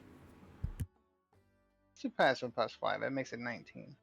Okay, so with a 19, yeah, this is a bronze locket. It's got when you look at the hinging that allows it to open, there's like some almost looks like there's might be some mold, like black mold starting to grow in there. Hmm. There's some grime all over it. Like she's clearly been carrying this around, maybe not just today, but multiple days. You kind Hmm. of look around and like it's a very swampy, boggy area, so that kind of makes sense. It looks like it doesn't when you try to kind of open and close it. It Oh, no. Before I no. do any of that. Now, ma'am, what can you tell me about this locket here before I start putting my hands on it? Sure. Well, was given to me by my late husband, Everest, and he gave it to me 35 years ago. Well, that is About quite the family heirloom then. yeah, I've been holding on to it for the past a little under a year, uh, since he's no longer here. And I'm very sorry to hear that, ma'am. yeah, uh, yeah, um, but it's art, and I wanted to just you said appraiser, and on the thing you handed out, and I figured what's a better time than now? Absolutely, and that is precisely why I am here. Now, I do have some additional questions. Do you have any trouble with the inner mechanisms and or the handling and or operating of this apparatus? And she like kind of tries to reach her talon up. It's hard to open all the way and hard to close all the way. And there's a film of some kind on over the artwork on the side that's on. All right, so is this like a sealed locket that I wanted to open? No, so she had already had it like part of the way open, not all the way Okay. open. And it's so if you want to like open it, won't it take a little bit, not a lot of effort for you, but take a lot of effort for her to kind of open it up further than it is. But it's like a kind of a bronze locket. It's almost kind of like a not a clamshell design, but like kind of a clamshell was smooth on each side. It Okay. kind of forms almost like what do you call them? Like a like a macaron, but without the filling in the middle. Okay. So I'll take it in my Sadness. hands. What's up? Sadness. A macaron without the filling. Yeah. Oh. Sadness. Okay, so sugar cake. Okay. So I look at her. I said, now, man, before I start manipulating this with my own strength, you understand that I do not take responsibility for any kind of damages incurred in my investigation of this here artifact. That understood? Uh, yeah, it's fine. All right. As long as we are in a verbal agreement here. And now we'll open it up. All right, you pry it open. What am I looking at? All right, so the top part is hollow. It's just kind of like the exterior. It's concave, just like that is, and it's just bronze still. It's a little bit tarnished. There's a little bit of a film, just like there is on everything else that you've handled with this so far. The bottom side, though, smooths out. There's like a layer of bronze that holds some glass and kind of a circular. It's like a circular frame, kind of that matches the form factor of the locket overall. And behind the glass is now on the glass there's some film, like she said there would be, and it's kind of like it's not like black mold kind of film, but it is kind of like a little bit mildewy. So it does impede your vision a little bit, but not too much. It's not Okay. pleasant to touch though. And underneath that, you see this picture, this rather raunchy picture of sorts of a female corvid in a pose of sorts that you would not maybe expect to see around children or things like that, so to speak. The corvum that is depicted here doesn't look exactly like the one who's standing in front of you. She does look quite a bit younger, but you've been around enough. Well, maybe not enough in this particular state of undress, so to speak, but you've been around enough beard folk and corvums or corvids to have an idea of. Actually, no, it is corvum. My bad. Corvums to know that like it seems like she's a little bit different. Like this wasn't made like as a painting specifically of her, um, but it has some Okay. features like her. Okay. Can I tell what kind of paint it is? Through the glass. Let's see. Roll perception or investigation. Yeah, I would do investigation. We'll do it flat just because you can't actually like touch it or anything like that without breaking it apart further. You wouldn't touch it anyway. Okay. You want the flat roll without the modifier? Oh no. So with modifier, just like no advantage. Sorry. Okay, 9. 9. All right. Let's. What's your Hold on. proficiency? God.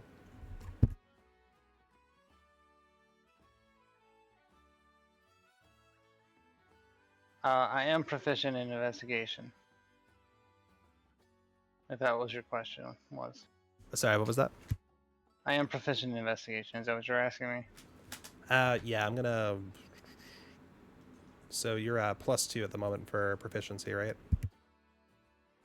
Yeah, everyone should be. Yeah. Okay. So we'll take that 9, make it an 11. We'll call it like expertise, basically. Okay, double proficiency. I like it. Yeah. So you notice this is the stroking on this is thicker than watercolor would be. Okay. Okay. All right. I'm just taking a few notes here. Well, now this is a marvelous piece. Did your late husband say where he acquired it from? Probably from his whore. Well, I thought it was a me for so long that it was something he did that was just between the two of us, and I found her last year, and him too. I am very sorry to hear that. I take it this is a souvenir of sorts, then. Uh, I hadn't really thought of it like that. I was just kind of thinking I had this still, and probably time to get it appraised. Right? Right. No, of course, I understand. A rich history is a rich vein for value. You can assign value to just about anything if it's been around. You understand? Yeah. Do you think a museum might be interested in it? Like somewhere that'll put that up for display so that everybody can know what she was? All right. So you told me this was raunchy. Yeah. So what I am doing, and I think you guys will like this. I have decided that in the description that you're giving me here, I need some sort of way, actual feasible way to appraise things. And so what I have done is I have designed a checklist with positives and negatives to check against anything that I am appraising going forward. So on this checklist is material, which is brass, so it's a metal. That's going to have a value in and of itself. I have imagery, which, of course, there could be etchings, could be a picture, painting that has been put onto it. Like, there's various degrees of that.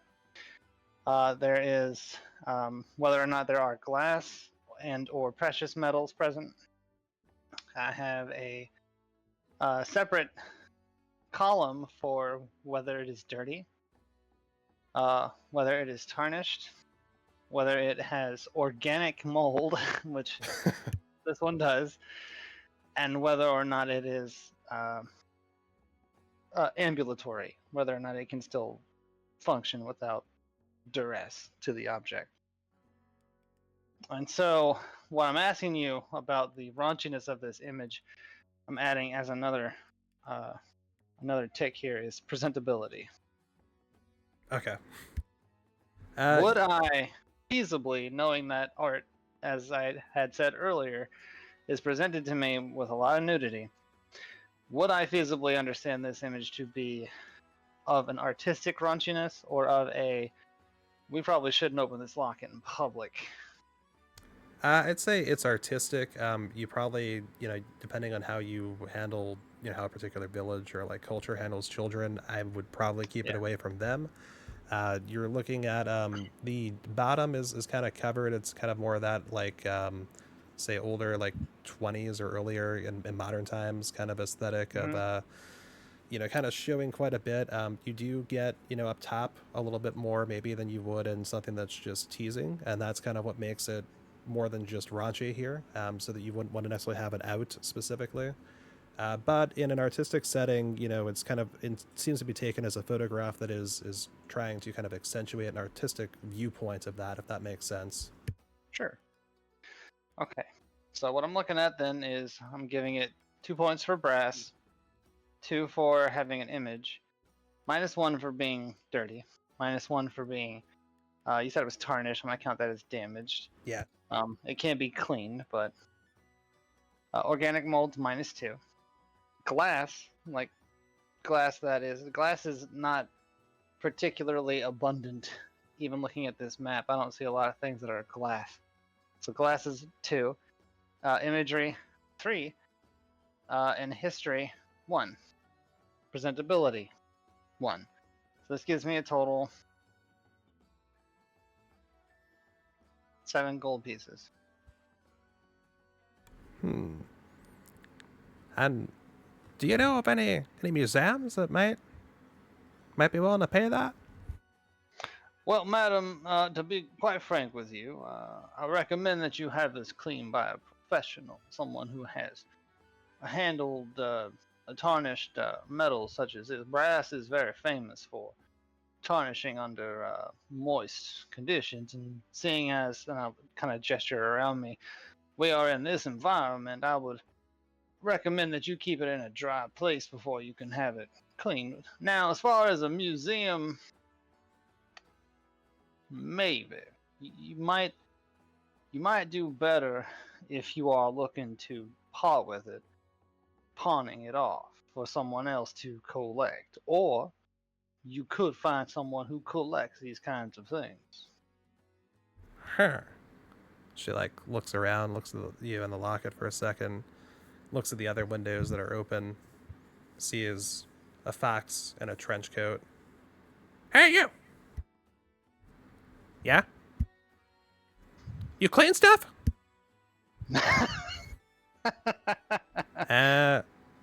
For 1 gold, yes. Now, ma'am, I do believe I said professional.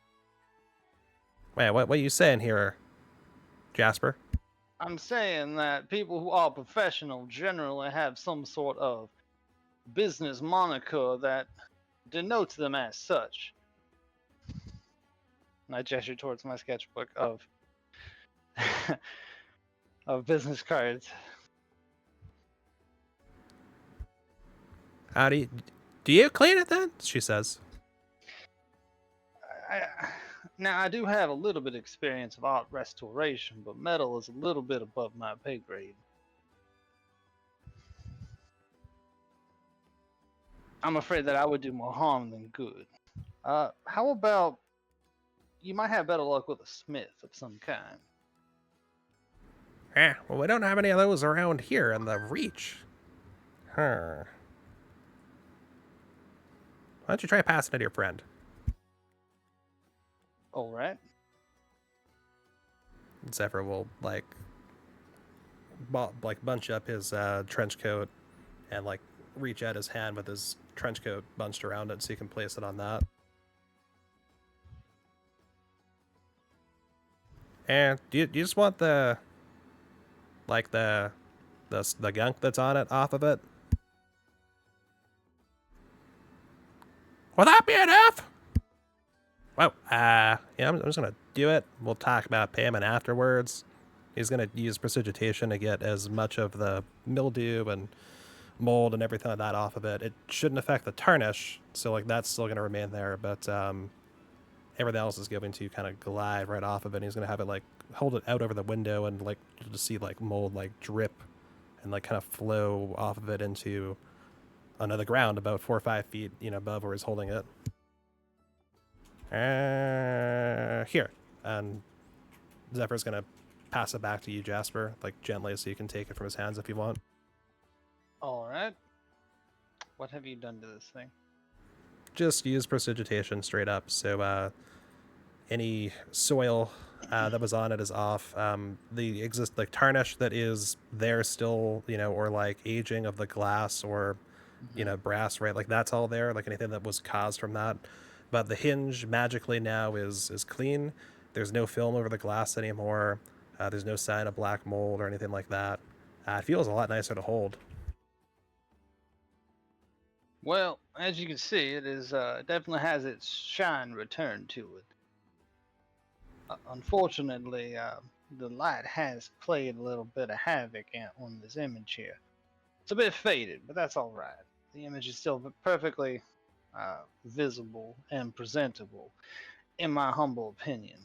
In this state, I can, let's see here. I can restore at least one. I'm gonna give this a hefty 9 gold price tag at this point. Wow! And she like chucks 1 gold piece at Zephyr, who like catches it and pockets it quickly. That's a nice profit, thank you. Now, that does not guarantee that someone will buy it for that, but that is, in my professional opinion, how much this is actually worth. That sounds good. Do you give like like a certificate of authenticity? Yeah, so if I go to someone, they know you did it. Well, absolutely, and I will. I mean, she still has my business card, right? Yeah, she's got what you scribbled. Okay. Well, let me see that piece of paper I gave you there. She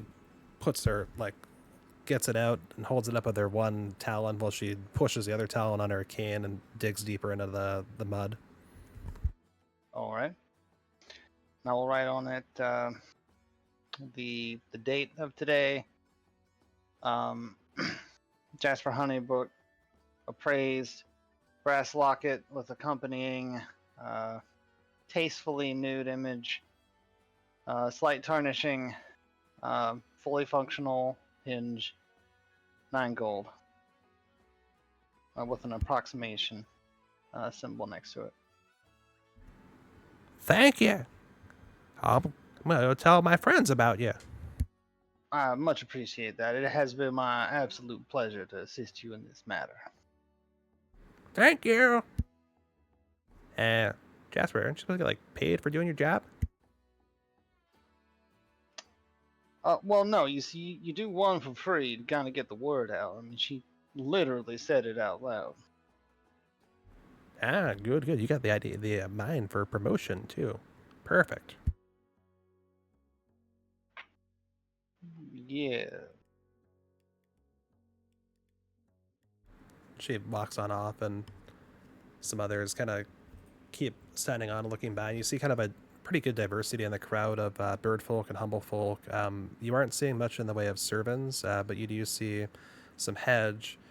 You see a couple of mapacs, a few vulpins as well. Elodie's by the cart, signing autographs. She have a crowd? Oh yeah. Right. She's supposed to be known. Yeah. What do they call it? Elodie is fairly well known around these parts. Infamous, as it were. I would say infamous. That seems rather different, but yeah, well known. She's the greatest dancer in the wood. Her dances bring people to tears, laughter, more tears, joy tears, and all the things. All the things. All the things. I do remember her performance was quite captivating right before everything started burning. Right? We didn't even plan the burning. I wasn't insinuating that you did. No, I mean, like, from a show standpoint, I had not even thought of doing that before. I mean, that was a really interactive experience. I mean, not for a good reason, but I mean, imagine if you could apply that differently. Are you insinuating to me that you, in fact, did not start the fire? I did not start the fire, but it's always been burning if you think about it. I see. Very well. Well, speaking of jobs, I actually should probably go make sure that none of those people in the crowd try to do anything stupid. We probably should kind of stack up and make sure we've got everything we need to get to Alderheart. Those Ember Bats were already on our trail. There's been some reports in general that some places have been going up in flames, and we ran into the bandits too, and the perch guard should be around, but did you notice how we came in? It looked like militia, not like official perch guard. I did notice that, yes. I parsed that almost immediately. Yeah, this is still a bit of not quite the core wood of a place and everything, but the last time we came through here, there were perch guard just about everywhere, especially at Hill Point. Around, so you're actually a point like straight down the road that you had been going down, like with Gaery, Hmm. and straight across there on the map, you'll see this as number 2 Town Gal. But you'll see like these almost like 3 bunched up canopy, like orangey kind of canopies, and they've got like little bars, like kind of like little arched bar doorways of sorts, and they've got wooden kind of like hanging bridges of sorts that are connecting them to the ground or other places. And you, Jasper, from kind of being part of a bird folk society, understand that is usually a location where the perch guard will hold prisoners and where the perch guard will kind of have their garrison of sorts. Okay. But yeah, last time that was pretty full, and everyone out here was all perch guard.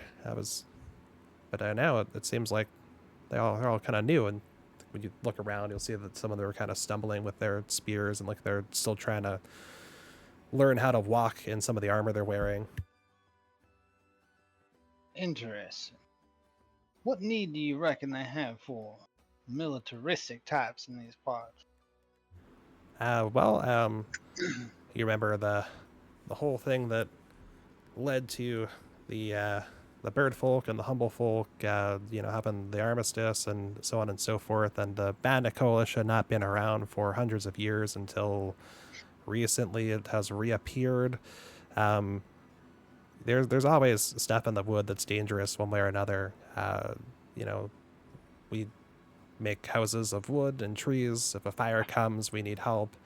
There's big distance between a lot of the perches, and there's a lot of diversity, a lot of kind of little conflicts here and there, and a lot of people, one way or another, trying to get by.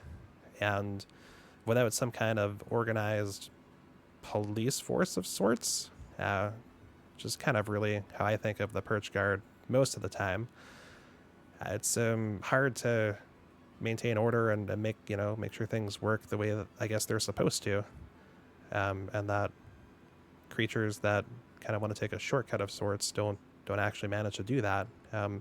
It's one of the reasons why usually Ellie and I could take Gaery and not worry too much, point A to point B on the road, because the perch guard glide overhead and all that, and make sure that those like, Eliza, who brought her cart here, usually she'd be able to bring that from outside of the wood into Alderheart or whatever, and on the road, and never run into a bandit or a problem. If she did, the perch guard hopefully hear it and be there right away.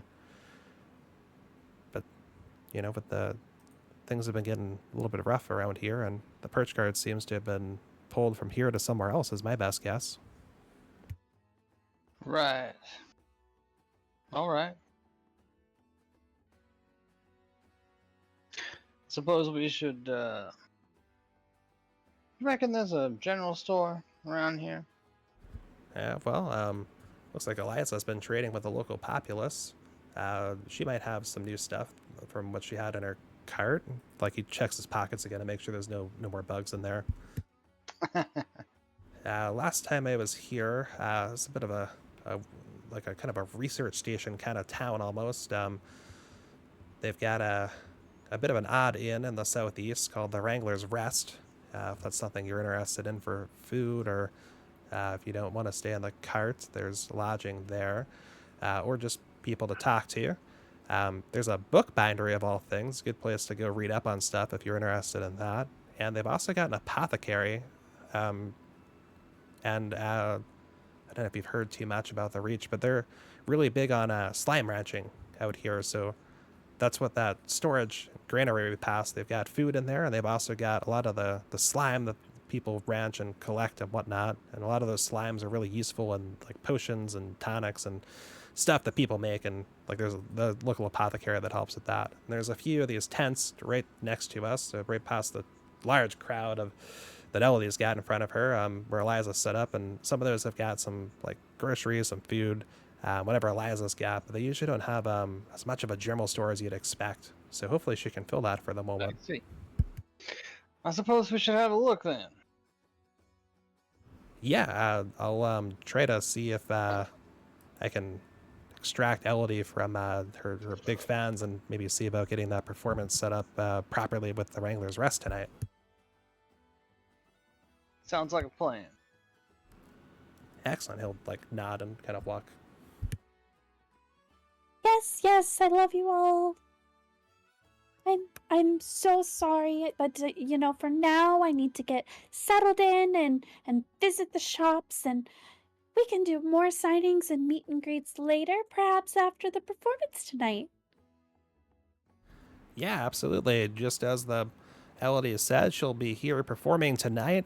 I'll make sure everyone knows when, and we'll do signings afterward. But for now, we gotta go take care of our stuff. Thanks for stopping by, everyone, and seeing our show. Don't forget, tonight at the tavern, the Wrangler's Rest. Now she's walking away, she's waving, Disney princess style. Zephyr is escorting her towards. Oh, actually, he's communicating with her brain as he's escorting her. So, where do you want to go? Shopping first, most. I mean, we met quite a bit of aggression on our road. We might want to stock up on some health supplies. All right, so the apothecary. That sounds good. Well, let's go there first, honestly. I think Jasper. What about Jasper? Jasper? Yes. Do you Oh, also over. want to go shopping? Well, yes, that was on top of my itinerary. Which shop do you want to visit first? Well, as I understand it, there aren't too many shops that specialize in any one thing. It seems we're gonna have to kind of wade in and out of them, so to speak. Well, wait away. Eliza's might be the quickest because she's right in the center. She is, though. A lot of our fans are right here at the moment. Let me just shuffle you all to the apothecary first, if that sounds good. We'll check that out, and then we'll come back after maybe the crowd Alright. disperses. That's fine. Zephyr will kind of like shuffle you all and kind of use him like wearing a trench coat and walking authoritatively to try to keep a bit of a berth around him. Are you doing scary dog privilege? I am not familiar with that, but probably, yeah. Being a fox in a trench coat, like, that sounds about accurate, yeah. So he will shuffle you all to the apothecary, which is going to go cut around the outside of the center tents to the left of them and dodge to a bridge over kind of a little bit of water. The bridge is next to what looks to be a duplex, for a birdfolk duplex of sorts home, and then wrap around and go up some stairs to enter the or come in front of the apothecary, which is this building with like red tiled roof and clay construction, kind of a squarish, and it's got a little like chimney up top as well. And that is surprisingly stone, actually. The door is wood. Wow. Cool. Well, I suppose this is a place. Yep. This, Shall we go on in? Well, they're sure. not going to sell anything to us standing out here. Yeah, probably not. So once I open the, I'll just open the door. Zephyr opens the door. Ding, ding, ding. Walk in. Good afternoon. What am I looking at? You are looking at what looks to be I believe she's a human gallus, a female human gallus. She's wearing like darkish green robes with kind of brown accents here and there, and she's got multiple like brown sacks with various vials and instruments sticking out of them, and she has a heavy wooden counter in front of her with like books that are open to various places. And behind her, there's all kinds of herbs on the walls alongside vials and like what are clearly like potions and things like that. Hello. Hello there. Wow, everybody here sounds like Mickey Mouse. Sorry. I got a house. Is that a little bit better? A little bit, yeah. Well, you do not have to change the way your voice sounds on our account. Pardon the intrusion, by the way. I My know. name's Jasper Honeybrook. Hello, Jasper. Sorry, I just had a frog in my throat before. And what do we call you, ma'am? My name is Naya Sprigg, and I run Willow's Whisper Apothecary, which you just walked into. And what a fine apothecary it is. I am sure you are well stocked on all of the most important tonics and tinctures. I do my best, but I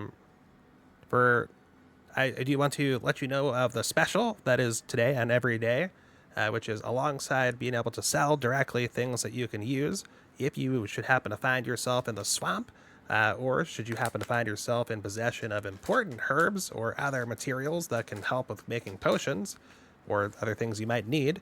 You can always bring those to me, and I can give you a good price on the ingredients, or I can take it off the bill to make something for you specifically, or give you a thing I've already got, without a discount.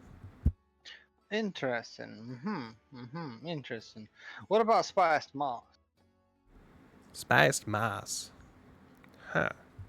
She consults a book that she's got in front of her and goes down the book to see if that is something she is interested in using.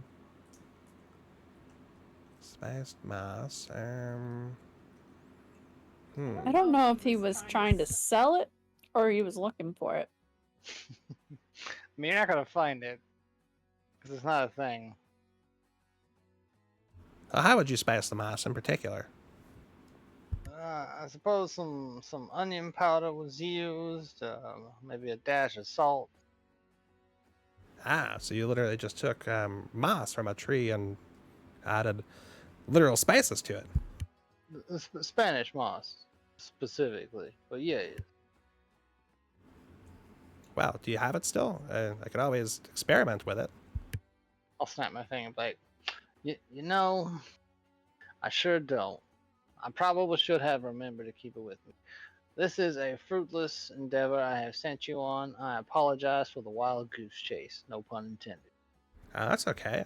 Can I help you with something else? I've got potions of healing. I've got healing poultices. If any of you know how to make stuff, I could also sell, I guess, materials or ingredients if any of you happen to be a master alchemist as well. Do you have a tisane? Tisarn? Yes, a tisane. I don't believe that I do. Well, drat. Well, I'm out of ideas. Either the two of you need something? Quite. I was thinking a few health potions, maybe a potion of climbing, perhaps a smoke bottle? Let's see what I got here. Well, definitely have some potions of healing. Climbing, climbing, climbing. I'll have to see if I can make that for you. And smoke bottle. That one I'll also have to see if I can make for you. So maybe those two I think I can make. I'll get you. I'm going to do some calculations over here and come back to you with the price for those. How many potions of healing did you want? 3? 3. All right. Let me go double check for that. And she flips through her book, seeming to momentarily forget the price that she is charging for potions of healing, which is probably surprising. Otherwise known as the DM didn't write that part down on the notes. Been there. Yeah, you gotta let it load. I was trying to do the middle click to open a new thing, and that did not happen. From a player standpoint, do you want it to work as an action or bonus action? Just is going to be a difference for which one I give you. Probably a bonus action. Alrighty. It's like, that saves an action. Yeah, I think for Bard that makes sense. There are some classes where like the bonus action, like if you're like a barbarian and you wanted to rage, for example. Yeah, rogue, that could be important. I don't know why it's not pulling the new one. I'll figure that out later. All right, what's the price of this? They don't have a thing either. Okay. The thing itself actually had a price that it wanted us to use, but I'm going to say, I think this is on the low point for what it wanted, 20 gold at the moment per. Those little, yeah, I know you and I didn't, because we were going to be DM NPCs, we didn't really have stuff, so I'll work some that with you there. Because you and I should have more money, probably. She'll tell you a price. You and I will figure it out, like how that's going to work for you paying for stuff later if needed. Are you gonna get any health potions as well? I'm sorry, who are you addressing? You, Me. of Well, I course. did want to sign. Do you have any other kinds of teas on hand? I am fresh out. Yeah, well, you know, the tavern might be the better place for that. They've got quite a few options over there. I could probably brew some herbal teas for you, but I'm more skilled in Well, teas. that's what a tisane is. Well, maybe I know it by something different. What does it do? It's an herbal tea. It helps relax. It promotes conscious, thought-provoking activity. Conscious thought. So, and simultaneously stimulates and And relax. calms. Yeah. Hmm. Sort of a Hail Mary. It's like dunking yourself in an ice water bath after being in a sauna. It's kind of like chamomile, but with a stimulative effect. Well, I think I could make something like that if... Do I have a crocodile eye? It's something akin to an orgasm, you understand? I actually do have a love potion if you're interested in that. I am interested in that. Oh, okay. Well, that one is, she This says, could be hugely beneficial for us in our future endeavors. You should have led with that one.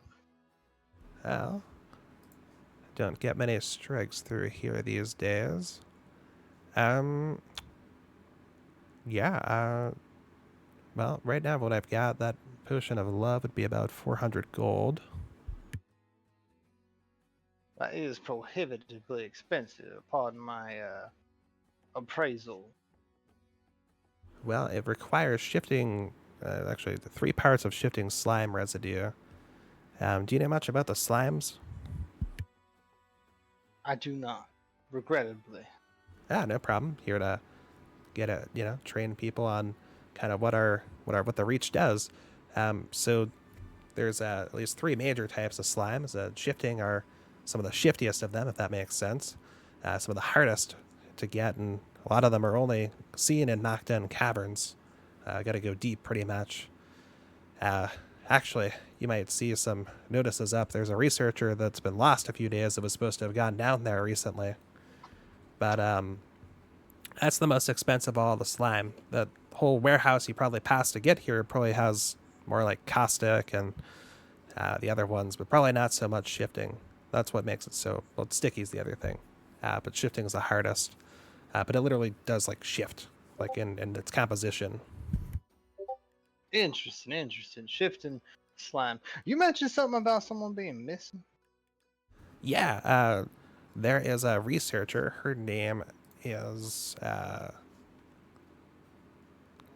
want to make sure I get this right. That there's you don't get a poster on the door. That would probably have been easier. I probably should have showed you the poster about it first. Her name is Kenna. Kenna. What was it? I remember it was on the door. What was the name on the door? I can't. Oh, Kenna Brightspark. There we are. She's a researcher that's technically over here from the avium, but she grew up here.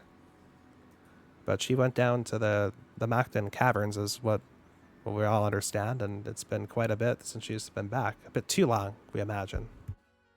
How long is too long, in your opinion? Well, long enough that the magistrate's been asking questions and seems agitated about it. I haven't really paid attention to when I last saw her personally, but the magistrate's been asking people and posting like notices and things like that for at least 3 days now. Why is the magistrate concerned with her disappearance? Well, I mean that calls for speculation on my part, but if you ask me, the magistrate and has always been close to Kenna since she's been here, and certainly since she left to go to the aviary. Can't tell for sure if it's like he was helping her and thinking that like if he helped her well that she'd get through the aviary and be like a really big person from our little research outpost kind of village and maybe bring us more prominence, or if there's some kind of family relation that I'm not sure about. I'm hoping it's one of those two things and not something weirder. Well, in my line of work, you find pretty quickly that anything is possible. You're right. With enough experimentation, we could make a potion that does almost anything. Or a I do poultice. believe I will purchase some of your healing tonics. Sure. Do you want the poultices or do you want the potions? I want the ones that cost action. Ones that cost action in particular. Oh, okay. Well, this one's a little bit cheaper, so that's gonna be 15 gold a piece. I see. I also will have take two of them. two. Perfect. I also have a greater version of that available for, for that version. I'll give it to you for 25 gold if you want. That will not be necessary at this time. All right. So, two regular old healing potions. So yeah, that'll be 40 gold together. No, wait, Is they're that a 15. tax I was unaware of? No, you're I right. I'm thinking the other one. That's right, 15. So 30 gold altogether. Here you are. 30 gold pieces. Thank you. And she'll hand you. Clink, clink, clink, clink. She'll hand you back to two vials with red liquid in them. Excellent.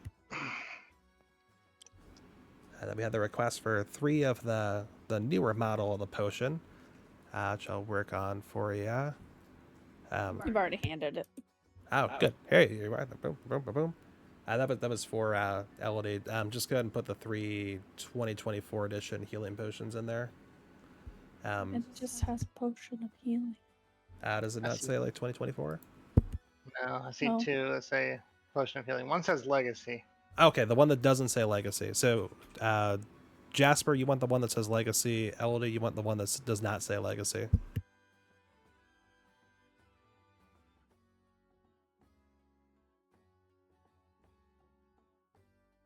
Cool. I have 3 of those now. Very nice. Okay, and then there was an interest in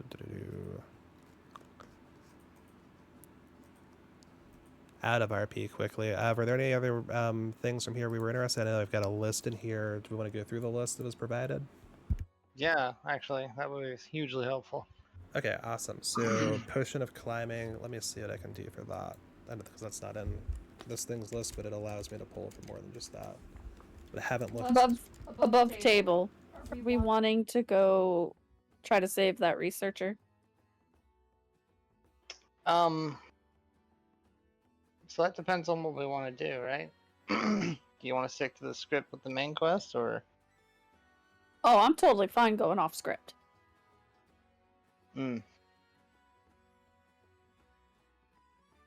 I don't think that Jasper would, unless there was, unless we met or talked to the magistrate about some sort of monetary exchange for our services.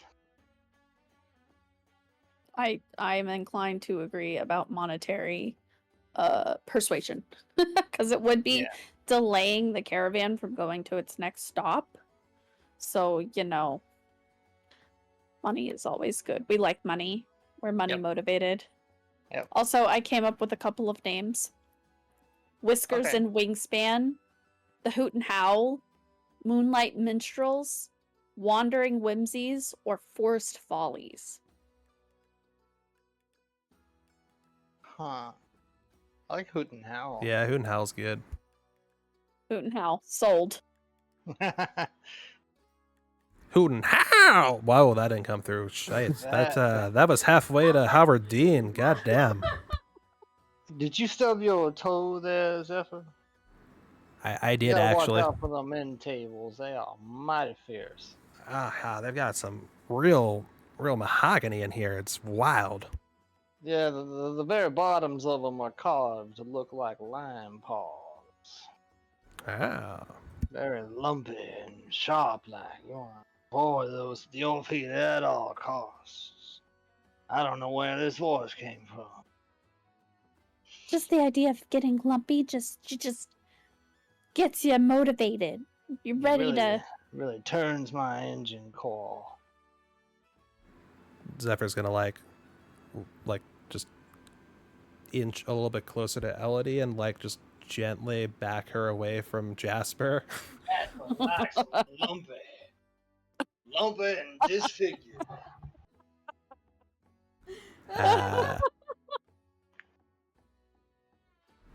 Elliot, I might have let the creeper into the cart.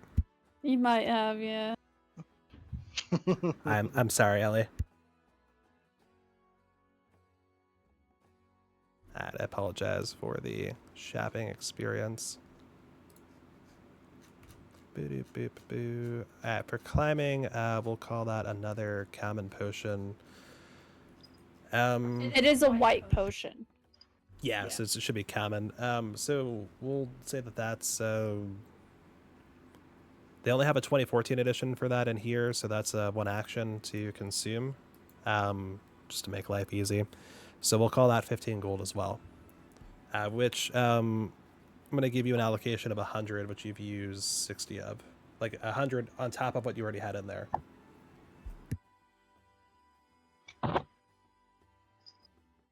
Might be able to go for more than that, but we'll start there and see how it goes. Okay, so yeah, I can add a potion of climate as well. Smoke bottle. I think that is... Ironically, I don't think they have like a straight up smoke bottle. They do. Oh, do they have a straight up smoke bottle? Okay, cool. Let me go find it then. I was looking for more tensile thing, like a net, a grappling hook. Okay, so net, grappling hook, smoke powder, those won't be here. We'll check on those when we get to Eliza. If you want to skip RP of any of the shopkeeper stuff, we can just handle it above table. But if you want to RP, it'll hold off on it. But we can pre-bargain for it. Actually, Eliza's got a thing for how to do that, so I'll come back to those. Sorted food. Yeah, so sorted food or rations, we'll get those from the tavern. Ball bearings, that's going to be an Eliza question. Smoke bottle I can probably handle here. It's literally called smoke bottle. Yeah, I didn't even search for it. I just search for the thing.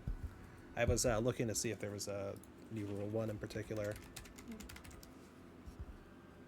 Common. Okay, common smoke bottle, yeah, from the apothecary would be 15 gold.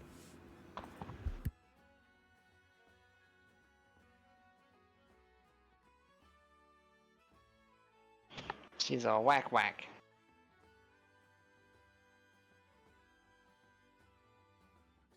Hey, Hazel. You want a snack, honey?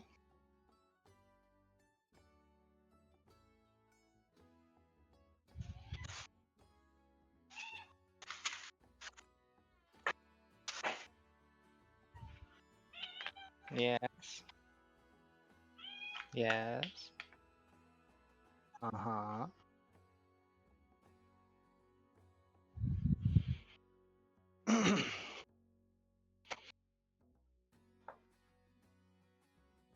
Okay, so we've got health potions, potion of climbing, smoke bottle, those are taken care of. We got medical supplies, bandages, laxatives, burn salve, and disinfectant. Are these in the thing? Let me check. Nope. Okay, so these are separate. Um, there is a thing for some of this. So they've got. I think a laxative could come in big handy if we need to slip some to a guard. Yes, Yeah. absolutely. For laxative, go ahead and grab. Look up basic poison, and we're gonna reflavor it. So we'll make like a custom name for it. And is that common? Yeah. Okay. So that'll be 15 gold for that. And just like once you add it to your thing, you'll be able to like customize it. Just rename it to what you put in, like medical supply, like laxative or something like that. Tuning fork, sack of flour. Okay.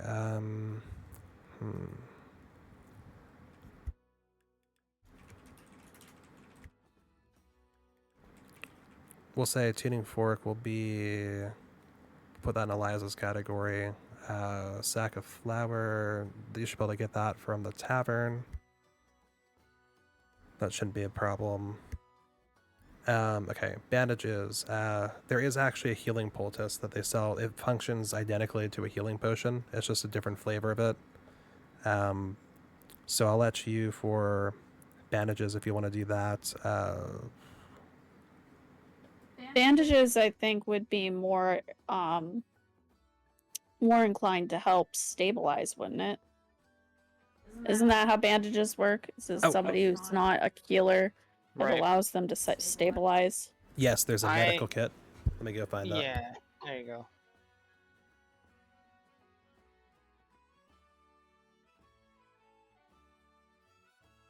Why do they make these so hard to find on here sometimes? Thought they would fix that when they redid this.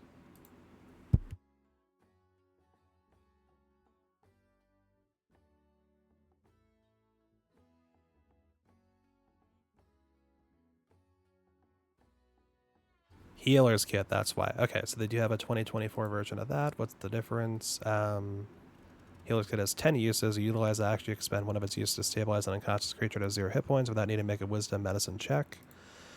Versus the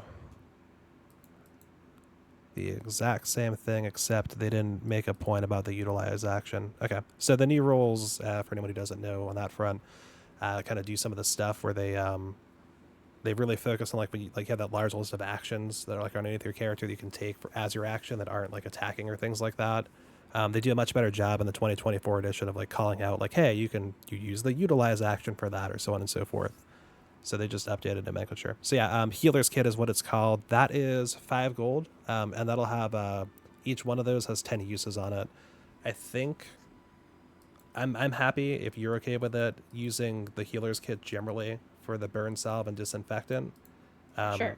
Yeah, so if you run into an issue with any of those things, you can just burn a use of this to stabilize that condition rather than stabilizing the unconscious condition. I think the 2024 is better to use there, but I don't really care if you use the legacy or non-legacy for it. Let's see. So that should take care of those 4. Any number that you want, 5 gold per 10. It'll be like one thing each, though. And they'll have like charges on them.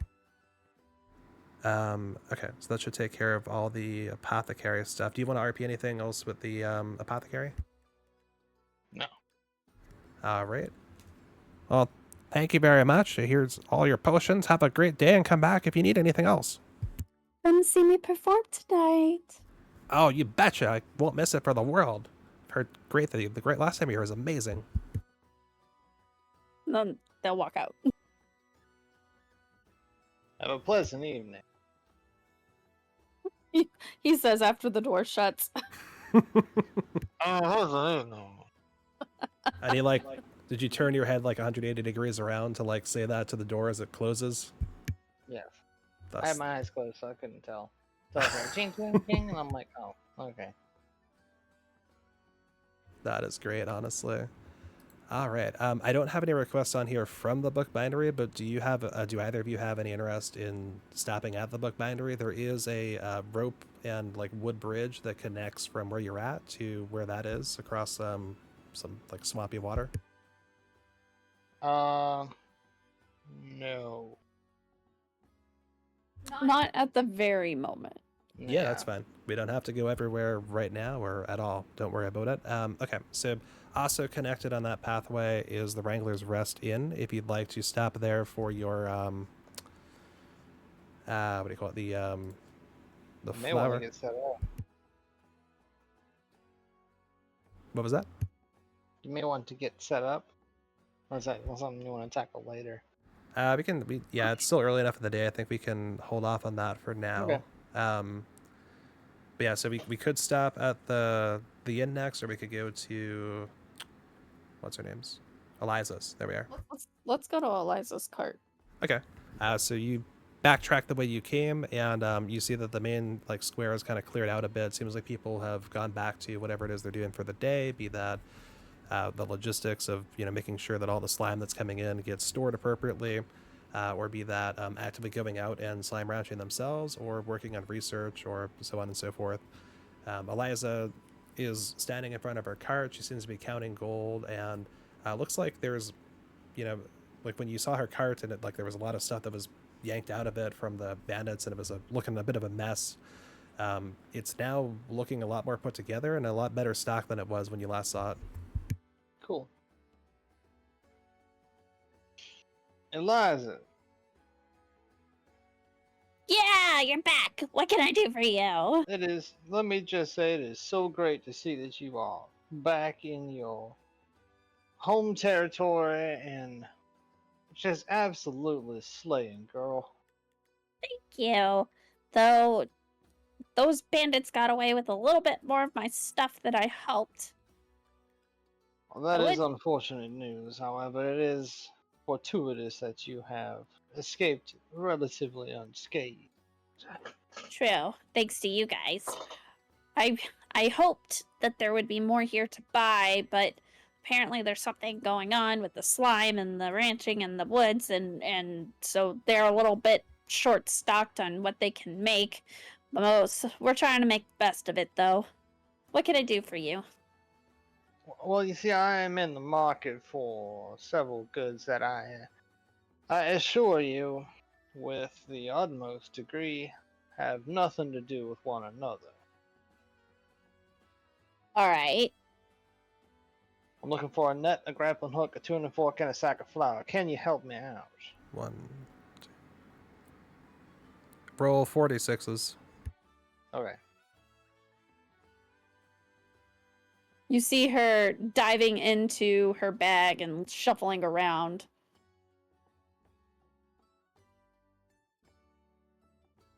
Nope, not this. Nope. 12. Oh, that's where that one Oh, is. actually, I need you to count the number of odd and even results from those 4. 2 and 2. 2 and 2. Okay. What order were the 2 evens in? First and last. First and last. Okay. So she is going to have, you asked for the net, grappling hook, tuning fork, and sack of flour? Yep. She's going to have the net and the sack of flour.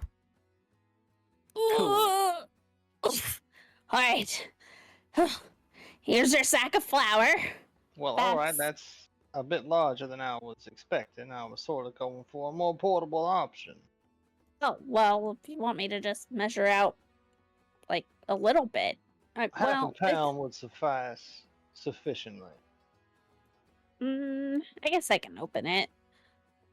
And she'll like open it up and kind of pull some out with the cup and putting it into another little bag. And I need to add the cost of the bag, and it comes out to Yeah, so it's going to be 3 gold total for both of them. 3 gold for this. Hands it to him. Closes back up the flour sack. Sets it down. Gotta remember to see if they will buy that. All right. And she goes back down in the bag. She starts digging around more. No, not this. Nope. Here. She pulls out a net. Yep. She pulls out a net that's been kind of neatly bundled up. 1 net. Also 5 gold, please. And then she realizes, crap, that's only 1 gold. What? The net's only 1 gold. Wait, no. Oh, I mislabeled this one. It's supposed to be 1 gold. Like, pulls a price tag off of it, throws it over her shoulder. It is very finely made. I can see how you could make that mistake in the heat of the moment. Here is your gold piece. Thank you so much for your very neatly folded net. I will cherish this for as long as I have to use it. Thank you, madam. No problem. I'm hoping that one of these shops will sell me an oil painting kit. Wink, wink, wink. I don't understand. Oh, that In is. case you end up wanting one, I'm working out a deal for it. Wink, wink, wink, wink, wink. I don't follow. I think she's trying to say that she noticed you like making art. I think she needs an optometrist. She's blinking her eyes repeatedly. Yeah, it's a little swampy here. Allergies probably acting up. Irritated eyeballs? I thought that was the opposite. I mean, there's like a whole bunch of like little microorganisms that are like in the really humid air that kind of like keep touching your eyeballs constantly, and that kind of tends to irritate them, and especially if you're allergic to those microorganisms. And it's not, you like look at his eyes and they're like a little bit redder. I see. All right. He's like trying really hard to keep his eyes open. They're like peeled open really wide. Developing like, a crust. Like one of his eyes is slowly like forming a little tear. Life's hard sometimes. You see, this is why we needed a Tissan. It would do you very, very well in this humid environment. Oh, right, you did ask about that. I think she said she's the apothecary. I think said she's trying to work on something for it later tonight for you. Maybe she'll bring it with her to the performance. That would be a little odd, but yes, perhaps. Unless she wants you to try it out. Maybe she's gonna like give you a free sample. Free samples are nice. Well, yes, I mean within reason, right? Free sample of an ear of corn is preferable to a free sample of a broken ankle. I don't think you can sample a broken ankle. Well, yes, that I do believe you hit on the point I was trying to make. Anyway, is there any other stores? Do you want, perhaps, I don't know, I don't suppose we could find a tuning fork around here. Not much use for music in these here parts, but perhaps. No, I don't suppose think we I should could hold out probably for find that. one. Roll me It's a not terrible. D100. Good lord, okay. Let's do it. 63. Yeah, that fits. So you finished with Liza. You got your flour, right, for 2 gold? Yes. Perfect. So you wrap up with Eliza, and there's a couple other tents, and most of them are selling, various kinds of food or things like that. Things that might be directly helpful for the researchers going back and forth about their day, who already have kind of what they need, but just a little extra bit. Maybe you're not ready for something, or you need a little snack on the run kind of deal. But there is one tent up today in particular. And there is, let me pull up the picture of the dude. Ba-dum-bum-ba-bum. Where'd it go? Did I put it in here? Did I not put it in here? That would stink if I didn't put it in here. That'd be on me. I don't think I put it in here. Let me try to get in here quickly then. Swoop.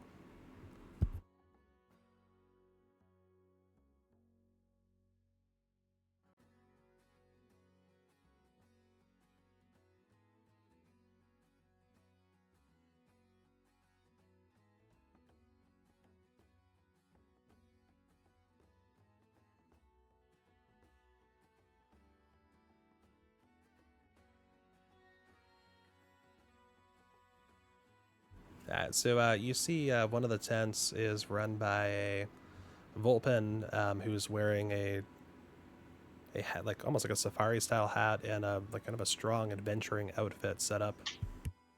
And he See? seems to have a like kind of a weird array of items. Okay. I'll stroll on by. As I'm walking by, I'll Walk look on by. Okay. I'll make eye contact with them and keep eye contact as I'm walking and just turn my head the whole time. Well, Until your head is backwards. Yeah, exactly. well, hello there, mate. You seem to be ready to break your neck over my account. Can I interest you in anything? This is gonna sound a little weird. I beg you to please permit me an inquiry. Oh man, that sounds like fair dinkum on your part. This is as painful for me as I am sure it is for you. I haven't really tried to turn my neck quite the way you've got it. That's not what I meant. Do you have a tuning fork? Well, let's see if I do. Oh, I well. don't see many instrumentations lying about. Nah, but as a expert slime rancher. Well, You know, they say it takes 10,000 hours to become an expert at something. wow, how many hours you think I've been out launching them slimes? Are you asking for an honest opinion? Yeah, mate. I would wager. This is going to be fun. I'm going to appraise this guy since I have a picture right in front of me. Let's see. Give you a 1 for material. A 1 for secondary material. Intricacy. I guess so. Give you a 2. Imagery. Don't really have any kind of designs going on. You have a belt buckle. I'll give you a 2 for imagery. History. You said you're an expert slime rancher. I'll give you a 2 for that.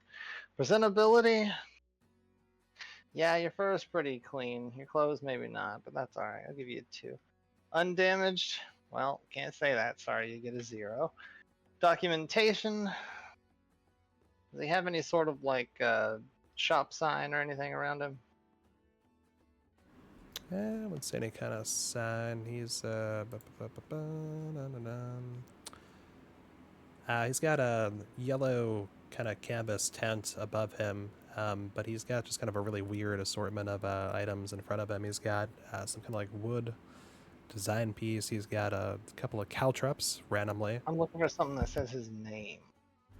He doesn't have anything like that set up. This seems like he kind of cobbled it Zero. together quickly and doesn't like maintain a stall here usually.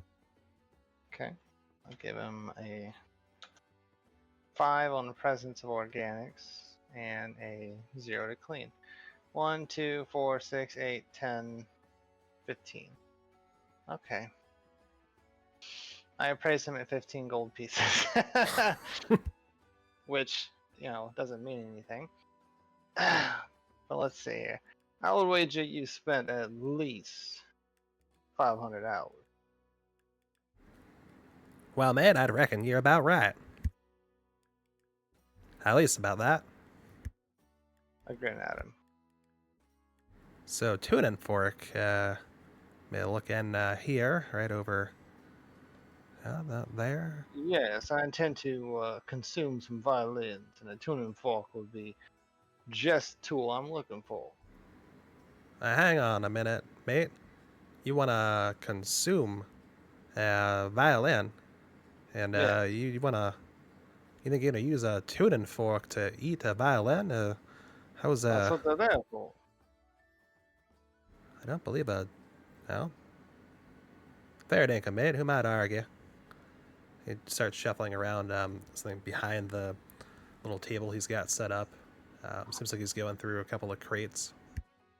Oh, as it just so happens, right here, takes out kind of like a pole that's about 2 feet long, and he kind of gives this, what looks like a metal tuning fork a whack, and it vibrates in tune with Ooh, it. what note? I have no idea. Well, Don't cheat. yeah, what's this? Is a C. It's a C. Yeah. Excellent. That's good enough. Well, this is precisely what I've been looking for. How much do you want for this piece of equipment? Well, mate. Seeing as I found this out in marked in fields, buried, then I got it all nice and restored for you. Seems to be a rare piece around these parts. Say, 20 gold. 20 gold pieces. You said you restore this. Could you explain in detail exactly how you restored Yeah, this mate. piece of, what is this, iron? Aluminum? From what you can see of it with your passive, it looks like it says a little bit of actually steel based. I think it's just gonna be steel based right through. Yeah, I think it'd have to be. Steel tuning fork. Okay. Yeah. And it looks pretty good. But he answers your question. Well, mate, I took a nice rag, I wet it up, and I scrubbed real good. So then it wasn't actually dirty. It was just muddy. You're not find mud to be dirt? Not 20 gold pieces worth of dirt. I rubbed this for a good amount of time. That's a lot of polish and shine. Now, if you want to, like mechanically, if you want to like try to get a better price here, you can use mechanical tools to do that. If that makes sense, you can barter. Of course, I'm getting there. I'm trying to get out of the habit of I would like to roll X. No, I'm going to try to do a thing, and then if you'd like me to roll, I will. Sure. Yeah, I'm trying not to step on. That's so hard to do. It is. Yeah. I'm trying not to Because step on you there, so I think I got pro helpful to do it. so here it is. I'm in a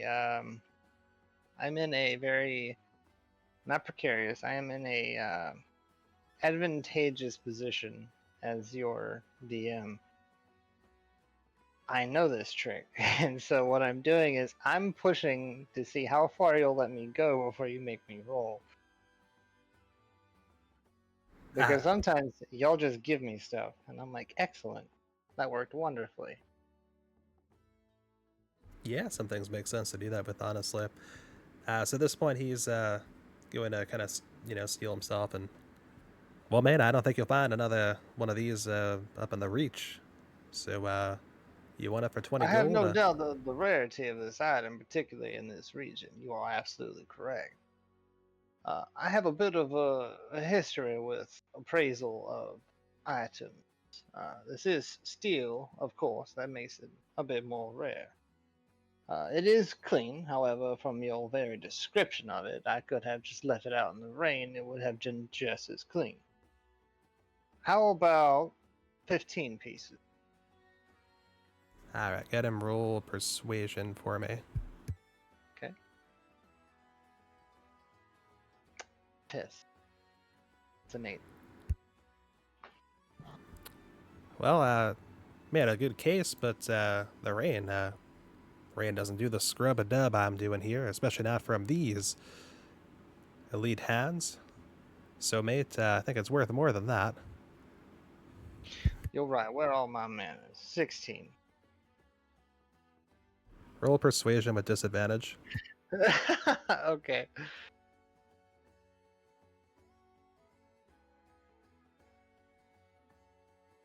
Nine. Now, mate, is 20 gold, or I'm just gonna go put this back in the trunk? And he turns around and go put it back in the trunk.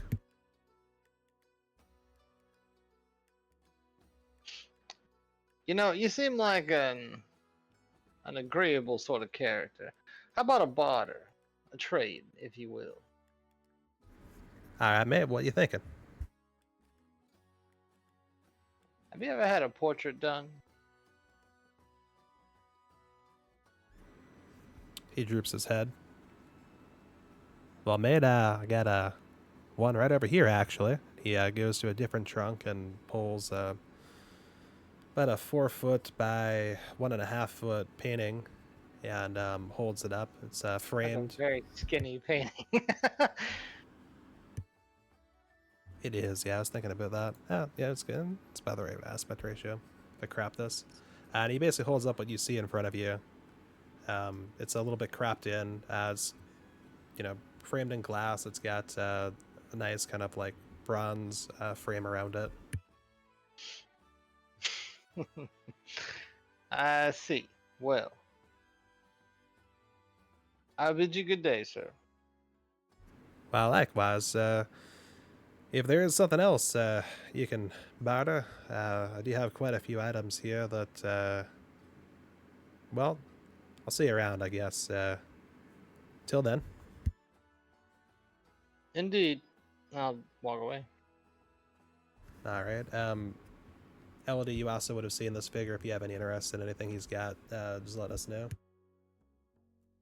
No, Elodie broke. Okay. All right. So do you both want to head to the tavern, or actually, did we cover what we need from the tavern? No, we've got we wanted food replenishment. Okay, yeah. So we want some things in the tavern still. Elodie, you still interested in those ball bearings? Yes. All right. Ball bearings. Wouldn't the blacksmith have it? There's no blacksmith in this Smith. town. Yeah. Yeah. The source That's right, material right, was. that's right. Yeah, source material was actually really specific about that. There is a chance. I'd say that we'll hold on to that. Eliza's gonna have it later for you. I'm just gonna get some from our foxy hat wearing friend in a trade for something else. Which means take a gold out, put 1,000 ball bearings in your inventory. It's like one ball bearing, but like 1,000 comes with it as the pack. They're teeny, teeny, tiny. Hey, so, what We are look you teeny, doing? teeny, tiny. What are you doing? Tell everyone. What is she doing? She's being a cat.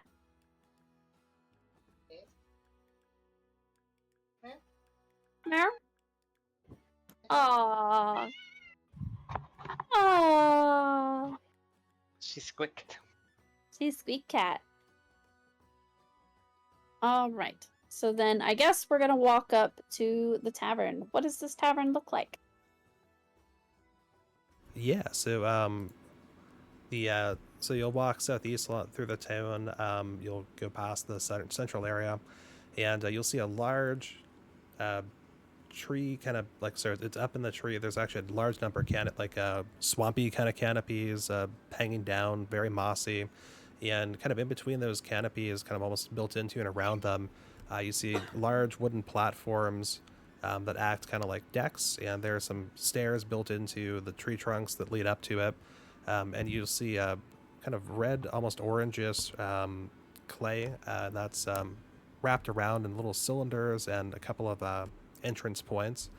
And there's some windows wrapped in that too. And you can just barely, from the right angle, make out what look like stone ceilings that are kind of almost like a steel blue in color. Not like actual like metal steel, but kind of like that steel blue coloration. And Well, That is a lot of cans of peas. yeah. And corn. I don't see any corn. No, cans. Canned corn. Oh, you're right. I must have missed that. Well, let's go see what we're working with. I'll walk inside. all right, With so what we're working, pardon my poor grammar. Shaking tail feathers. Oh. so you open the door, and you walked up the stairs. Here's a little bit of a different entrance than the one that's got more of a hallway. So this comes into an area that is there's kind of a curved bar, and there are some seats kind of between where you open the door and in there. There's windows at regular intervals to your right, letting in a decent amount of sunlight. A little bit of windows to the left, and there's like underneath each window there's a small like bar-sized table for patrons to sit at. And then there's the bar itself, not too much further inside. And at the bar there is an innkeeper. He's a sable luma that looks a little wren-like, a little rotundish, but not totally. It's got a karush. Yeah. It's Arabic, sorry. What does it mean? It's a belly. Yeah, he's got a little bit of that. He sees you open the door and walk on in. And what's the marching order for this? You walking in first, Jasper? I can, sure. All right, so he won't recognize you.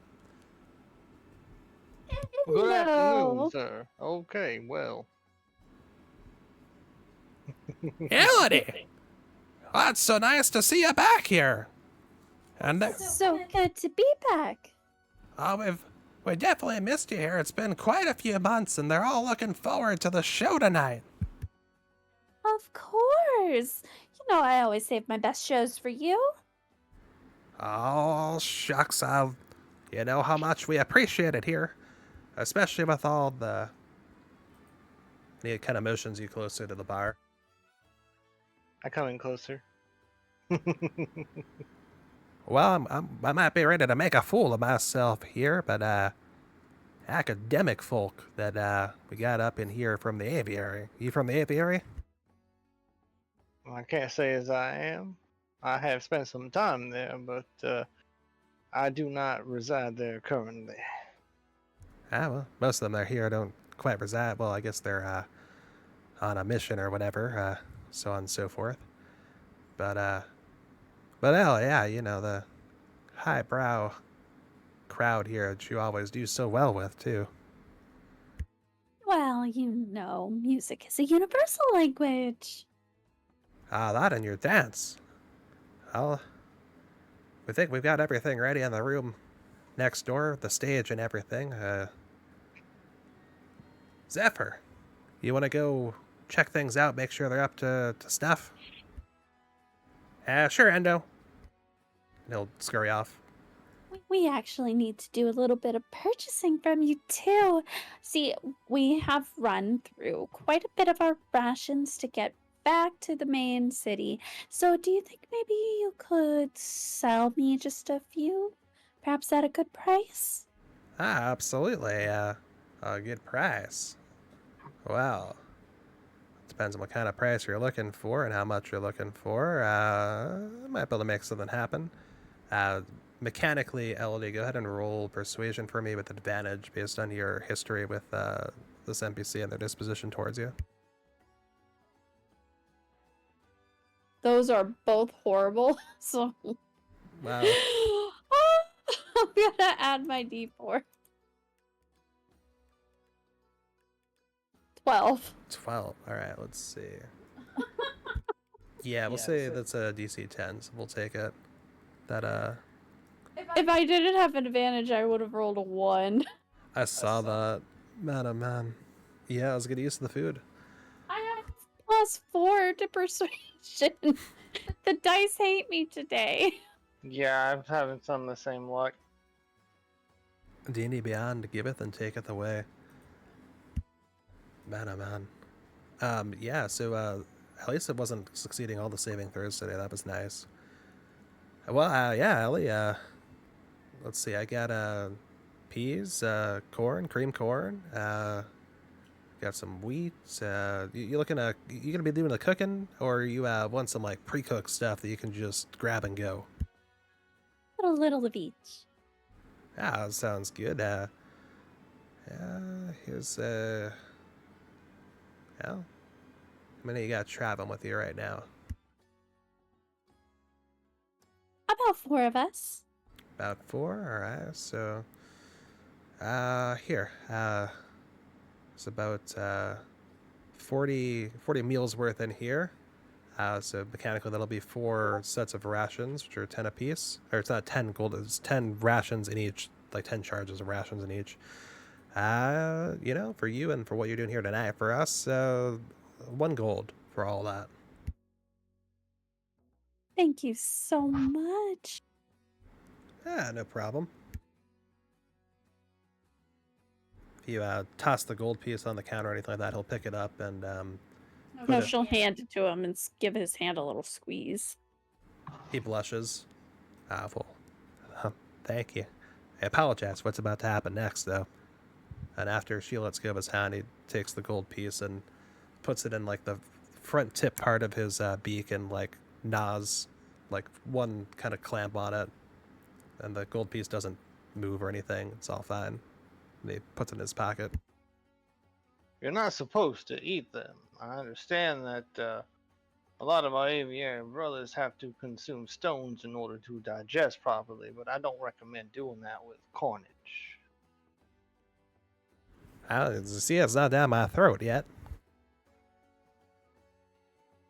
Is there anything I can do for you? What is your name, actually? You may call me Jasper. I don't believe I got your name. Name's Endo Figgins. I run the Endo. Wrangler's Rest here.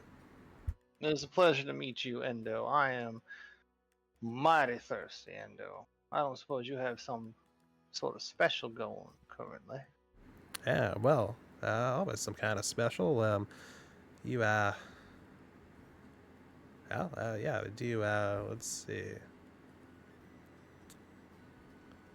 Oh, there's always Endo's brew. It's, Do you have something warm? oh, something warm. There's always Endo's tea. I can, brew up a bit for you if you'd like. It's, got a nice amount of rhubarb and, just a little bit of chamomile and just a hint, very, very small hint of crocodile eye herb. That sounds perfectly agreeable, Endo. I would like your tallest teacup. Talus teacup. Well, for being with Elodie today, I'll give you the free upgrade to the Talus as a special. So 1 gold, and we brew that right up for you. I take the gold piece out and I put it in his hand. I give him a small squeeze. He leaves his talon there, and he just freezes, unsure of what to do. Oh, I'm sorry. Was that not customary?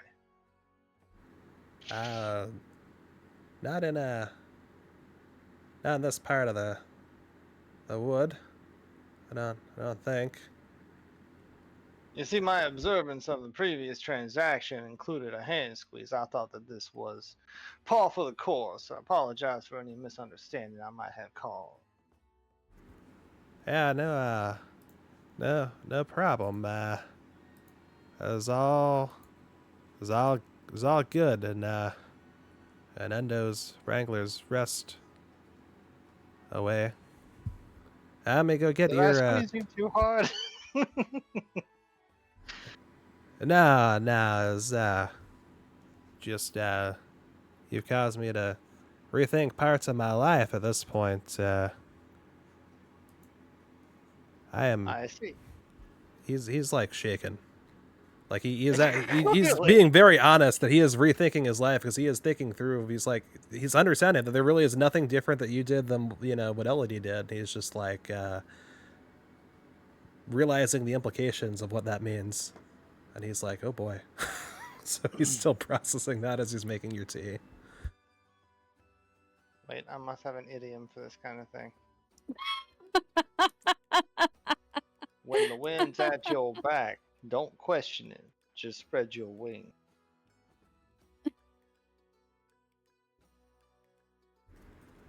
Uh, here's your tall tea. He hands you, puts a glass in front of you that's steaming. Well, I guess a large, like a double tall mug that's steaming. Yeah. Much obliged, Endo. You are a picture of hospitality. Thank you. You have a good rest of the day. If you need anything, You have napkins? I'm Jilly, you get this I'm a crap. strig, sir.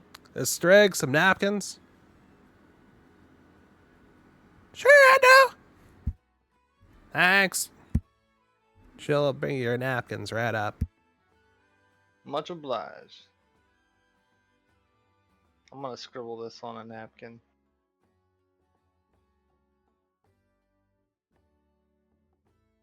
Hey, With that, we're at 11. we are. Oh. Okay. Finish your napkin drawing, though. I did. Yeah. That's it. I posted it. Oh, is it the little round one? Yeah, the fat bird? Uh-huh. Nice. All right, I need to collate these and maybe start the next session with like we can do like art presentation because I'll have them all loaded and That'd be awesome. we'll like tell the story of last session. Well, like last the week images. on. Yeah, just put the images and let you like all narrate the images you made. So with that, Jasper, you've got a nice mug of tea in front of you. A napkin is coming up shortly. We have Zephyr going and surveying the space and making sure everything's going to work for the show. Elodie got the materials that she wanted, the rations. So we will stop here for this week. And let's see, is next week? I think next week is usual. Assuming next week as usual, we'll pop back here next week. We'll start in the tavern. And we'll kind of take care of anything else you all want to do during the day. Anything else you want to buy, look for, explore around the town, and we'll go from there. Sounds good. So long, everyone, and thanks for all the fish. You all have a wonderful evening.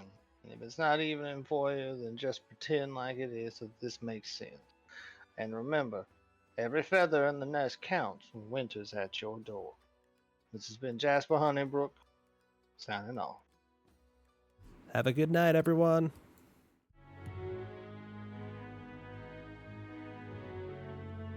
That's fun. Still counting through 1 sec. That wasn't fun.